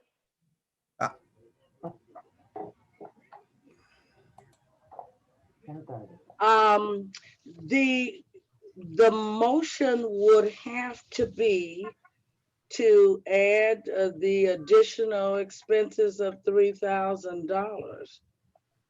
Which is on the agenda. That was my And first if motion. I could ask the city clerk, what was the motion, the previous motion? The last motion was, is that what you're asking? Yes. The last motion from Alderwoman Dales was, I would like to amend the agenda, make a motion to add additional $3,000 as an emergency for the barriers for Ward 4 for the security of the residents of Ward 4 safety. Okay. That is what we voted on? Yeah, and then we got to go back and vote on her first motion, right? Yeah. Right? Okay, on that last motion, Mayor, it was 4-4. Right. But she amended the first one, so don't we go back and vote on her first motion? Yeah, that's the motion that's on the agenda, right? Yes. Right. Yeah. That would be the motion to vote on. Right. because Okay, the mayor would have, but the mayor would have to break the tie. Is that correct? no, we didn't vote on your first one yet. Okay, okay. No, that one was to amend the agenda. Right, Failed. So and now, that failed. So now Okay. we're voting on your original one. Okay. I would like to make a motion to add $3,000 for the barriers for Ward 4. Second. All right. I'm Roll gonna sit call. right here. It's been moved and properly second that we would okay this motion. I guess it's Alderman West. Yes, I have a. He got his hand up, I thought. I mean, his hand's up. Alderwoman West, yes. Alderman West, yes, ma'am. Yes, thank you. Sorry for the confusion. I have a question before we vote. I remember the board voting on the original amount of 7,000 plus. I don't remember voting on the 8,000 plus. So are you talking about this is in addition to the 7,000 plus, the 3,000 or the 8,000 plus? No, Alderwoman West, we were approved for $7,917. Okay. After Pat went over everything, and this includes the total for the barriers came to $8,564, which is an additional $3,300. Then the plants, ground cover, and dirt came to $1,350, and miscellaneous hardware came to $200. And that's the additional $3,000, but the total was $2,196.88. So I rounded it out to $3,000. Thank you. You're welcome. All righty. All in favor, call the roll, Madam Clerk. What am I calling? Okay, Alderwoman West, No. Alderwoman Tapman, Yes. Alderwoman Reed, No. Alderman Christian, I'm sorry, Carroll, No. Alderman Thomas, Yes. Alderman Perry, Yes. Alderwoman Dales, Yes. Alderwoman Avant Elliott. No. 4 yes and 4 no, Mayor. Okay, now I break the tie now, don't I, City Clerk? I mean, City Attorney? yes, Mayor. Okay, then I vote yes. All right, let's move forward. J, virtual Black History celebration. Alderwoman Elliott. Yes, I would like to make a motion, since we do have, Black History Month, it's still gonna be Black History Month. I would like to, move to approve for a citywide virtual Black History celebration to be aired on February the 20th, 2021.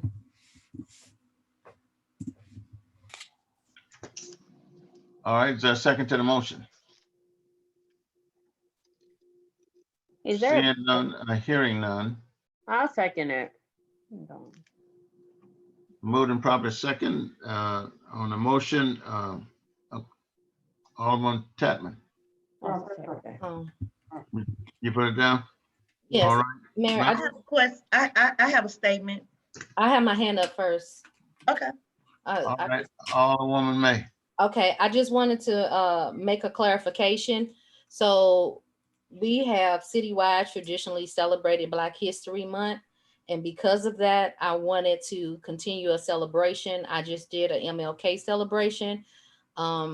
Instead of it just being something that's Ward 4 or Alderwoman specific, is why I recommended doing a virtual celebration, which will encompass performances, the mayor giving it whatever words he like to, whatever the alderpersons suggest, and that will allow us to continue our celebration in addition to whatever we will be doing in June. For a statement that was made earlier, the board has voted and approved for an event for the city. We do not approve, we have not approved anyone who chairs it specifically to suggest that that person has to always chair it and have this event. It's a city event. So for the month of February, to maintain that tradition, I wanted to make a motion for a virtual Black History celebration to take place, which will not conflict with a Juneteenth or whatever is going to happen in June that, you know, the board had not even approved. So I'm not certain how a whole month could be an inclement weather date, but if it's going to be moved, we now have two different celebrations in our culture, which is Juneteenth and Black History Month. So in continuing the tradition is why I was recommending a virtual celebration. And anyone will be welcome to assist. And I think that it will be a good way to continue our tradition. All right, Madam Clerk, did we get a second? I have a comment, Mayor. All right, Yes, we go ahead. did. Please make it Okay. quick. Okay, the city of Bellefonte Neighbors did approve for the Black History celebration in the budget of $2,000. For the last 4 years, I have always chaired the Black History celebration. And because we're in a pandemic, we moved the Black History celebration to June 19th, which falls on Juneteenth. Currently, right now, we're in the process of moving our Black History celebration, which was mentioned in numerous meetings. And the history of the Black History celebration did come about, but you were not at the meeting. That became about before I was elected and have done so for the last 4 years. And the citizens are aware of that. And we respect our citizens and bring them an excellent event every year. Therefore, in the name of the city of Bellefonte Neighbors, the Black History celebration for 2021 will be held on June 19th. All right, Madam Clerk, we call the roll, please. Okay.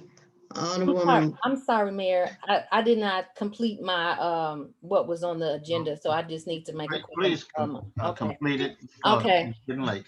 I move to amend the motion and ask for the approval of the funds that were previously designated for Kwanzaa. Would you repeat that, please? So the funds that were designated for Kwanzaa in December is the funds that I'm asking to support the virtual celebration. Wouldn't you have to amend the motion? Amend the agenda? No, that's a part of my motion that's on the agenda. Oh, okay. I did not have it a part of my original motion. That's why I did this. All right, is there a second? A second. Call the roll, Madam Clerk. Alderwoman Yvonne Elliott. Yes. Alderwoman Dales. No. Alderwoman Dales? No. No. Okay. Alderwoman West. Yes. Alderwoman Tapman. No. Using my money. Alderman Perry. No. Alderman Thomas. No. Alderwoman Reed. Yes. Alderman Carroll.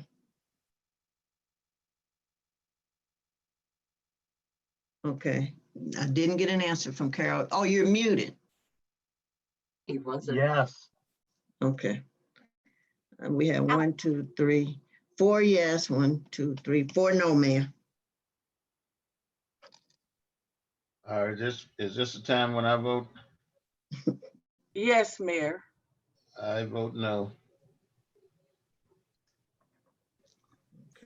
Oh, well, I'm sorry. I'm sitting up here asleep. That was the celebration. That was J, wasn't it? Yes. All right, K, approval of the rec center for the Gentleman of Vision practice. Alderman Elliott. Okay, I move for the approval of a rehearsal date for the Gentleman of Vision at the Recreation Center gym on next Tuesday and Thursday from 5 to 8. And during the question, I'll explain further. Is there a second? Alderman Carroll. Oh. All right, it's been moved and properly second. Any further discussion? Yes, I just want to make a clarification that For our Ward 4 person who is now the state rep, there will be a celebration on a virtual celebration on February the 6th. And the gentleman of Vision has agreed to perform as a representative of Riverview School District, and they asked for space to rehearse. So that's the backstory to them using that space. Alderwoman Tapman. Yes, a couple of concerns, since we are still in the era of the pandemic. I know that insurances are going to be needed for that and social distancing. If we're going to allow one entity, because they're going to need liability insurance, they need hold harmless insurance, just like the events that I had that involved the COVID testing and the innovative public safety. I'm concerned, number two, they have those two types of insurance. And then if we're going to allow one entity to do that, it opens us up for others. And so that's my concern. Okay, just for clarification, this is a city, these individuals are from our school district. This is not an organization that we would need to do that with. So it is a difference. It's no different than us voting for Toys for Tot to take place in December there. I don't know if you were not at the meeting, but we voted for Toys for Tot to take place in December in the rec center. So him being an educator and a rec center, and we have a director, they can figure out the protocols. It's just for 2 days. And I wanted to bring it before the board so that, you know, because I asked the mayor, I said, do you want to just approve it or do you want me to bring it before the board? And he suggested that I bring it before the board. So I talked to him in advance and this was his suggestion. And All right. for clarification, I didn't need it, but still I'm concerned about the liability insurance and the hold harmless insurance, which is required by Murmur, our insurance holders, for that type of activity. And especially, it's more intensive because of COVID. That's all. And you talking about our activity. I think we done talked this, we've talked this enough. Let's end this debate. Madam Clerk. Mayor, and I have one more comment. I have one more comment. I spoke with Mark. I'm sorry, my dear. We're both. Call the roll, Madam Clerk. Okay, Alderwoman West, Yes. Alderwoman Reed, Yes. Alderman Thomas, No. Alderwoman Dales, No. Alderwoman Avant Elliott, Yes. Alderman Perry, No. Alderman Carroll, Yes. Alderwoman Tapman. No. 4-4, Mayor. All right, so the motion fails. Your vote a no, Mayor? My vote is a no, yes. Okay, thank you. That takes us down to the mayor's report. Just briefly to our citizens. Well, the first thing I want to say is welcome to Alderman Perry to the board. And we hope that he will enjoy the work that he will do for the city. And so I thank him for consenting to serve in that capacity. I got this letter, citizens from Missouri American Water. Missouri American Water is proposing to raise our rate. And it's a significant raise. If you use 3,000 gallons of water, which now the current rate is $26.55. If they get their rate approval, it will go up to $32.95, and so forth and so on. But they're having some community meetings, and this is what I wanted to inform you of, and we'll put this on the website as well. there was a meeting January 25th at 6 p.m. in Ferguson. And it's a Zoom meeting. And the code, I'll put it on the website, but I'll just say it now anyway. The code is 177-782-6442. And the passcode is 0344. Now repeat that. 177-782-6442. And the password code is 0344.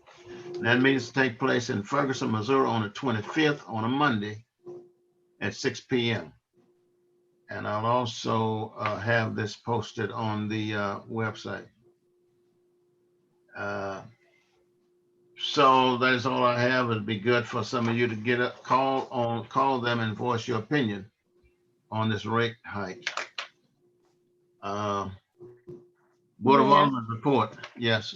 Who is that? Excuse me. I think that's actually a Cisco meeting, you know, a WebEx, not a Zoom. Just so everybody knows, it's not on this same type of, it's on this type of platform, but not Zoom. Okay. It's WebEx. So Okay. they have to download that app. So just make sure you put all that on the website too. I'll put it all on the website. Yeah. Okay. Alderman's report. Okay, Alderwoman Avant Elliott. Hello to the citizens. I would like to first acknowledge and congratulate our new President of the United States and our first African-American female and Indian Vice President. That was such a great moment in our history. I wanted to also share that I hope that individuals had a chance to look at the MLK celebration. It was very informative with the speakers, and I will be hosting a Black History program that is virtual. As you heard, it will not be Bell Fountain or citywide, so I still will be hosting it without a budget, which I did already. I do on next month will be getting sworn in as a public service person for Castle. And as I shared, additional resources will be coming to the city. They do have classes that they offer around leadership development, finances. So if you meet a particular financial threshold, you will be able to access those resources without a cost. But they were thinking about offering some simulations and modules that would be for cost for some of their programs. So I look forward to beginning the work with them and learning some things that I can bring back to the board, as we will have strategic planning on this Saturday. They have 3-year strategic planning, so I will get a chance to see their process and be able to offer that to the board. As a reminder, we have our virtual retreat on the second Thursday in February. So I am looking forward to the ideas that the aldermen are going to share around the topics or any speakers that they have an interest in participating in that. And I do want to say that, and I feel that it's on my heart to say this because I am a legislator. It really does disappoint me when I witness my peers not legislating and doing what's best for the citizens. If our attorney and aldermen present legislation in the best interest of our city that brings our city code up to par, I'm not understanding why those things will be voted down. But I understand, and I can only concern myself with my responsibilities to legislate, but it is very disappointing to witness that practice instead of us moving forward to be productive. That will be all for my report. And I would like to say, Mayor, you did a great job today, except with the hiccup with the motion that was not honored. but I think this meeting was an improvement from the previous ones. Thought you was talking about hiccup for real, though. That's what I've been doing, sitting here. Oh no. And I just want to Go tell ahead. all of the January birthdays. Alderman Thomas had one on the 1st. Mayor has one coming up. I'm not sure if Alderwoman Tap 29th. It's my age. It's coming up on my age, 29th. on the 29th. He'll be 29 years old. Yeah. And our chief of police will be having a birthday this month. So I just wanted to wish all of the January birthday people a happy birthday. Alderwoman Reed. You're muted. I'm off. Thank you, City Clerk. I wanted to thank everybody who came out to the first Ways and Means meeting, which only took 1 hour to discuss 6 items. I think it was effective. Thank the mayor for even coming out and attending since it was virtual. I look forward to hopefully collaborating better outside of this meeting so that it doesn't go as long as it has been going, because we discussed a lot here. I know Mayor just mentioned, I did want to mention that about the hike on the water, but there is another bill that's going to be on the April ballot for MSD as well. So they want to issue a bond. So be looking out for that, because if we don't approve the bond, you know, our bill will go up like $30 some annually. But if the bond is increased, it's supposed to be less than $2 a household annually. So you wouldn't really see that. But it's just all of the utility companies kind of hitting us at the same time here.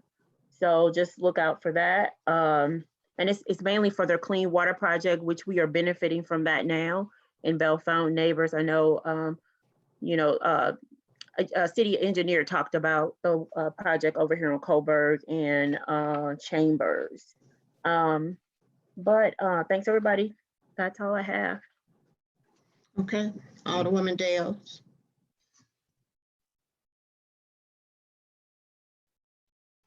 So I'm sorry, I looked through, we don't have, I think we really don't have any citizens on here, but I will state with the board that we are working on the Black History Celebration. If anybody wants to help or participate, we are looking for volunteers. We're gonna have a really, really nice event. It's gonna be bigger, better, and outdoors. We have noticed driving through the city that we have a lot of residents that are not keeping their property up. So I'm asking everyone to send emails to Joe and keep, you know, dates and everything, so we really need to get on top of the aesthetics of our city. I would like to welcome Melvin, and I'm excited about our new Joe Biden and Kamala Harris administration. I think yesterday changed the mood for the whole nation, for those of us who believe that it was a fair and free election. Basically, that's it. Thank you, guys. Okay, Alderwoman Tapman. Yes, good evening, everyone. First of all, I want to thank the mayor and the chief and city clerk and attorney and my colleagues for the gift of the plant and to recognize my sister's passing. We don't have final arrangements yet, and I'm like you, I wanted to say thank you to the citizens who sent numerous cards and plants. I have a house full of plants now. Say thank you to them. Also, to let everyone know, we will be hosting the second Innovative Crime Prevention Public Safety Summit Saturday, March 22nd. I'm excited about this because we have additional partners that are going to be partnering with us: Amazon, Ring Doorbell, and I'm forgetting somebody. Amazon, Ring. I'm sorry, but in addition to the ones we had last year, we have 3 major ones that are going to be a part. So I would like for those who want to be involved in that to come aboard. I want to commend our city engineer I asked him when we did our first summit last year, because Amarin is one of our partners, and we have a 3-year partnership, that if he would work on the lighting piece for us, and he has been working extensively on that. And I'll be bringing up at a latter meeting if we could use part of our CARES Act funds to actually pay for the lights that needed to be changed, because it's a slow process if we just wait till they blow out. And Mr. Klein to have the totals on that. So again, Innovative Public Safety Crime Prevention Summit, March 22nd. We will start our planning meeting on the first Wednesday of next month. I'll be sending out a mass robocall for that. And that's all I have. Thank you. Okay. Alderman Thomas. Good evening. First of all, Happy New Year. Thank the board of all the persons for the lovely plant for my father-in-law, Melvin Patrick, who went on home to glory, and he was a soldier. So my wife is doing fine, family is doing fine. I don't have anything else. Welcome, Melvin. Hang in there, brother. 3rd Ward. And we're gonna make it happen. We're gonna continue to work toward a betterment for the community as we strive to be even better. That's all I have. Thank you. Okay, Alderman Perry. And I'm sorry, Mr. Perry, welcome. Thank you, Alderwoman. I don't have any specific reports at this time, but I do want to thank everybody for the warm welcome. I am excited in my new role, and I do look forward to serving my fellow citizens here in Bell Fountain neighbors. Thank you, Mayor. I don't see Alderwoman West and Alderman Carroll on, so it's back to you. All righty, thank you. Meeting open to the public. Yes, this is Kathy Mason at 1013 Donnell. Kathy Mason, Hi. what you doing up this time of night? Listening to you all. Anyway, I have 2 things to say. One, I want Alderman Dale to know that she's not out there by herself. I'm right here. And 2, the VA is giving COVID shots. I get mine tomorrow. If you know any veterans, tell them to call 314-289-7039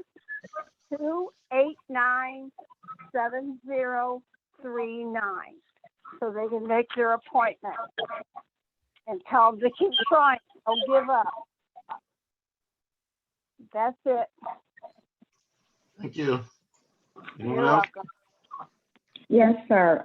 Mayor, I'd like to say, number one, a little bit of my enthusiasm was a little dashed this evening, but I'm going to regain it. My theme this year really is going to be harmony. I just think we need to bring this a little bit more together. There's so much we have working against us. It's unfortunate that we work against each other. So I hope we can overcome that. I really appreciate the comments from Alderman Perry when he said that he looks forward to working and serving the citizens, because you were asked a lot of questions at the last meeting by your fellow alderperson, but there's only one alderperson on that board who can vote for you, and that is the person that's in your ward. You actually are responsible to the citizens, and I appreciate your attitude about that. Everything that you all just said, all of your comments were very important, but we will unfortunately never read them because you voted not to add mayor's comments, mayor's reports, alderman's reports in the minutes. And there's, as someone noted, a lot of the citizens have dropped off, and all of you all said things that some some citizens may have been interested in hearing, specifically about the utility company information. That's very important. So I'm going to ask that you reconsider adding your comments back so citizens who are not a part of this meeting can have some reference as to actually what you're saying and thinking and doing. I don't think it's fair for any alderperson to criticize any alderperson's vote, period. I've been saying that for quite a while. Everyone is free to make whatever kind of decisions that they want to make in the best interest of the citizens. So that's all I have to say, Mayor. Thank you. Thank you. Anyone else? All right, I neglected. No, wait a minute. I was on mute, but I was trying to unmute. This is Anthony Green. Oh, Anthony. Yes, I'm still here. Go right ahead. Go right ahead. Yes, mine is just for us to, again, continue to do things that help to beautify the city. We need to come up with a robust plan to address the littering situation. I am myself cleaning up Dinky Drive and Wardoff Drive. I was also going down the Jennings Stations Road earlier on my own time with my own clicker, removing litter that I did not create myself. So I think we really need to talk about a robust campaign, not just to enforce, but to remind people this is their neighborhood. They don't need to trash it up like they have no sense. There needs to be a healthy level of maturity among all the citizens of all the wards to treat this community that God created with a level of respect and dignity it deserves, and throwing trash out in the streets like we don't have garbage cans is completely and wholly unacceptable. It's unbecoming of a people of a village and a community, and we all deserve better, and we can do better, and we shall do better. The seasons have changed. We have a new change of administration in this nation. We have a new change in this, city as well. And I just would like us to really pull together and find a solution to this instead of just pushing it off on the Beautification and Image Committee or other volunteers. There needs to be a healthy inclusion of all people involved about this matter, because this litter problem is not just the really City of Bell Fountain neighbors. Wellston was on St. Louis Post-Dispatch News complaining about their own dumping and litter problem they have. So this is a very common problem. We just need to find a robust solution and a very inclusive solution. That's all my only comments. Thank you so much. Thank you, Alderman Green, Citizen Green. Also, in regards to the flu shot, not the flu shot, to the vaccine, they opening it up now. They shipments, I understand, on their way to St. Louis. You can call St. Louis County Health on the website and sign up for whenever that is. You can also go to Christian Hospital website and sign up for that one. Sign up as many times as you like with whoever you can sign up with, and you get your shot from the first one smoking, because it is not guaranteed that you'll get one if you just sign up with one person or with one organization. So they ask that you would do multiple signups.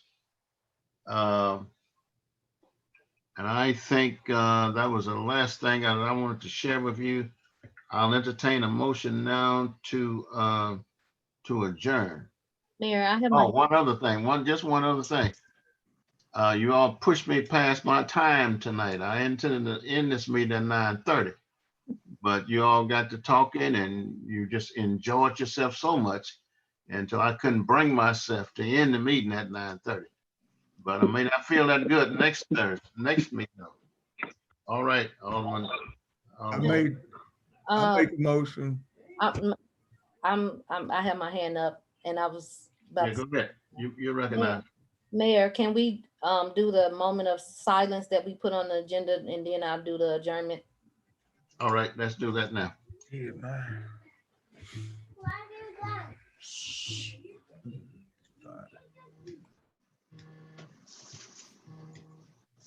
Thank you. All right, I move to adjourn the meeting at 11:12 p.m. Is there a second? I just go ahead. I'll go. Yes, Alderwoman Tappan. Can we do a roll call, because we have some people absent on the call, so she can have it properly recorded? All right, roll call.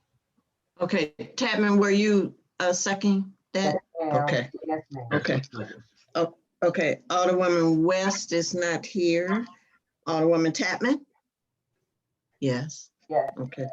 Alderwoman Reed? Oh, she's gone. Alderman Carroll is not here. Alderman Thomas? Yes. Alderman Perry? Yes. Alderwoman Dales? Yes.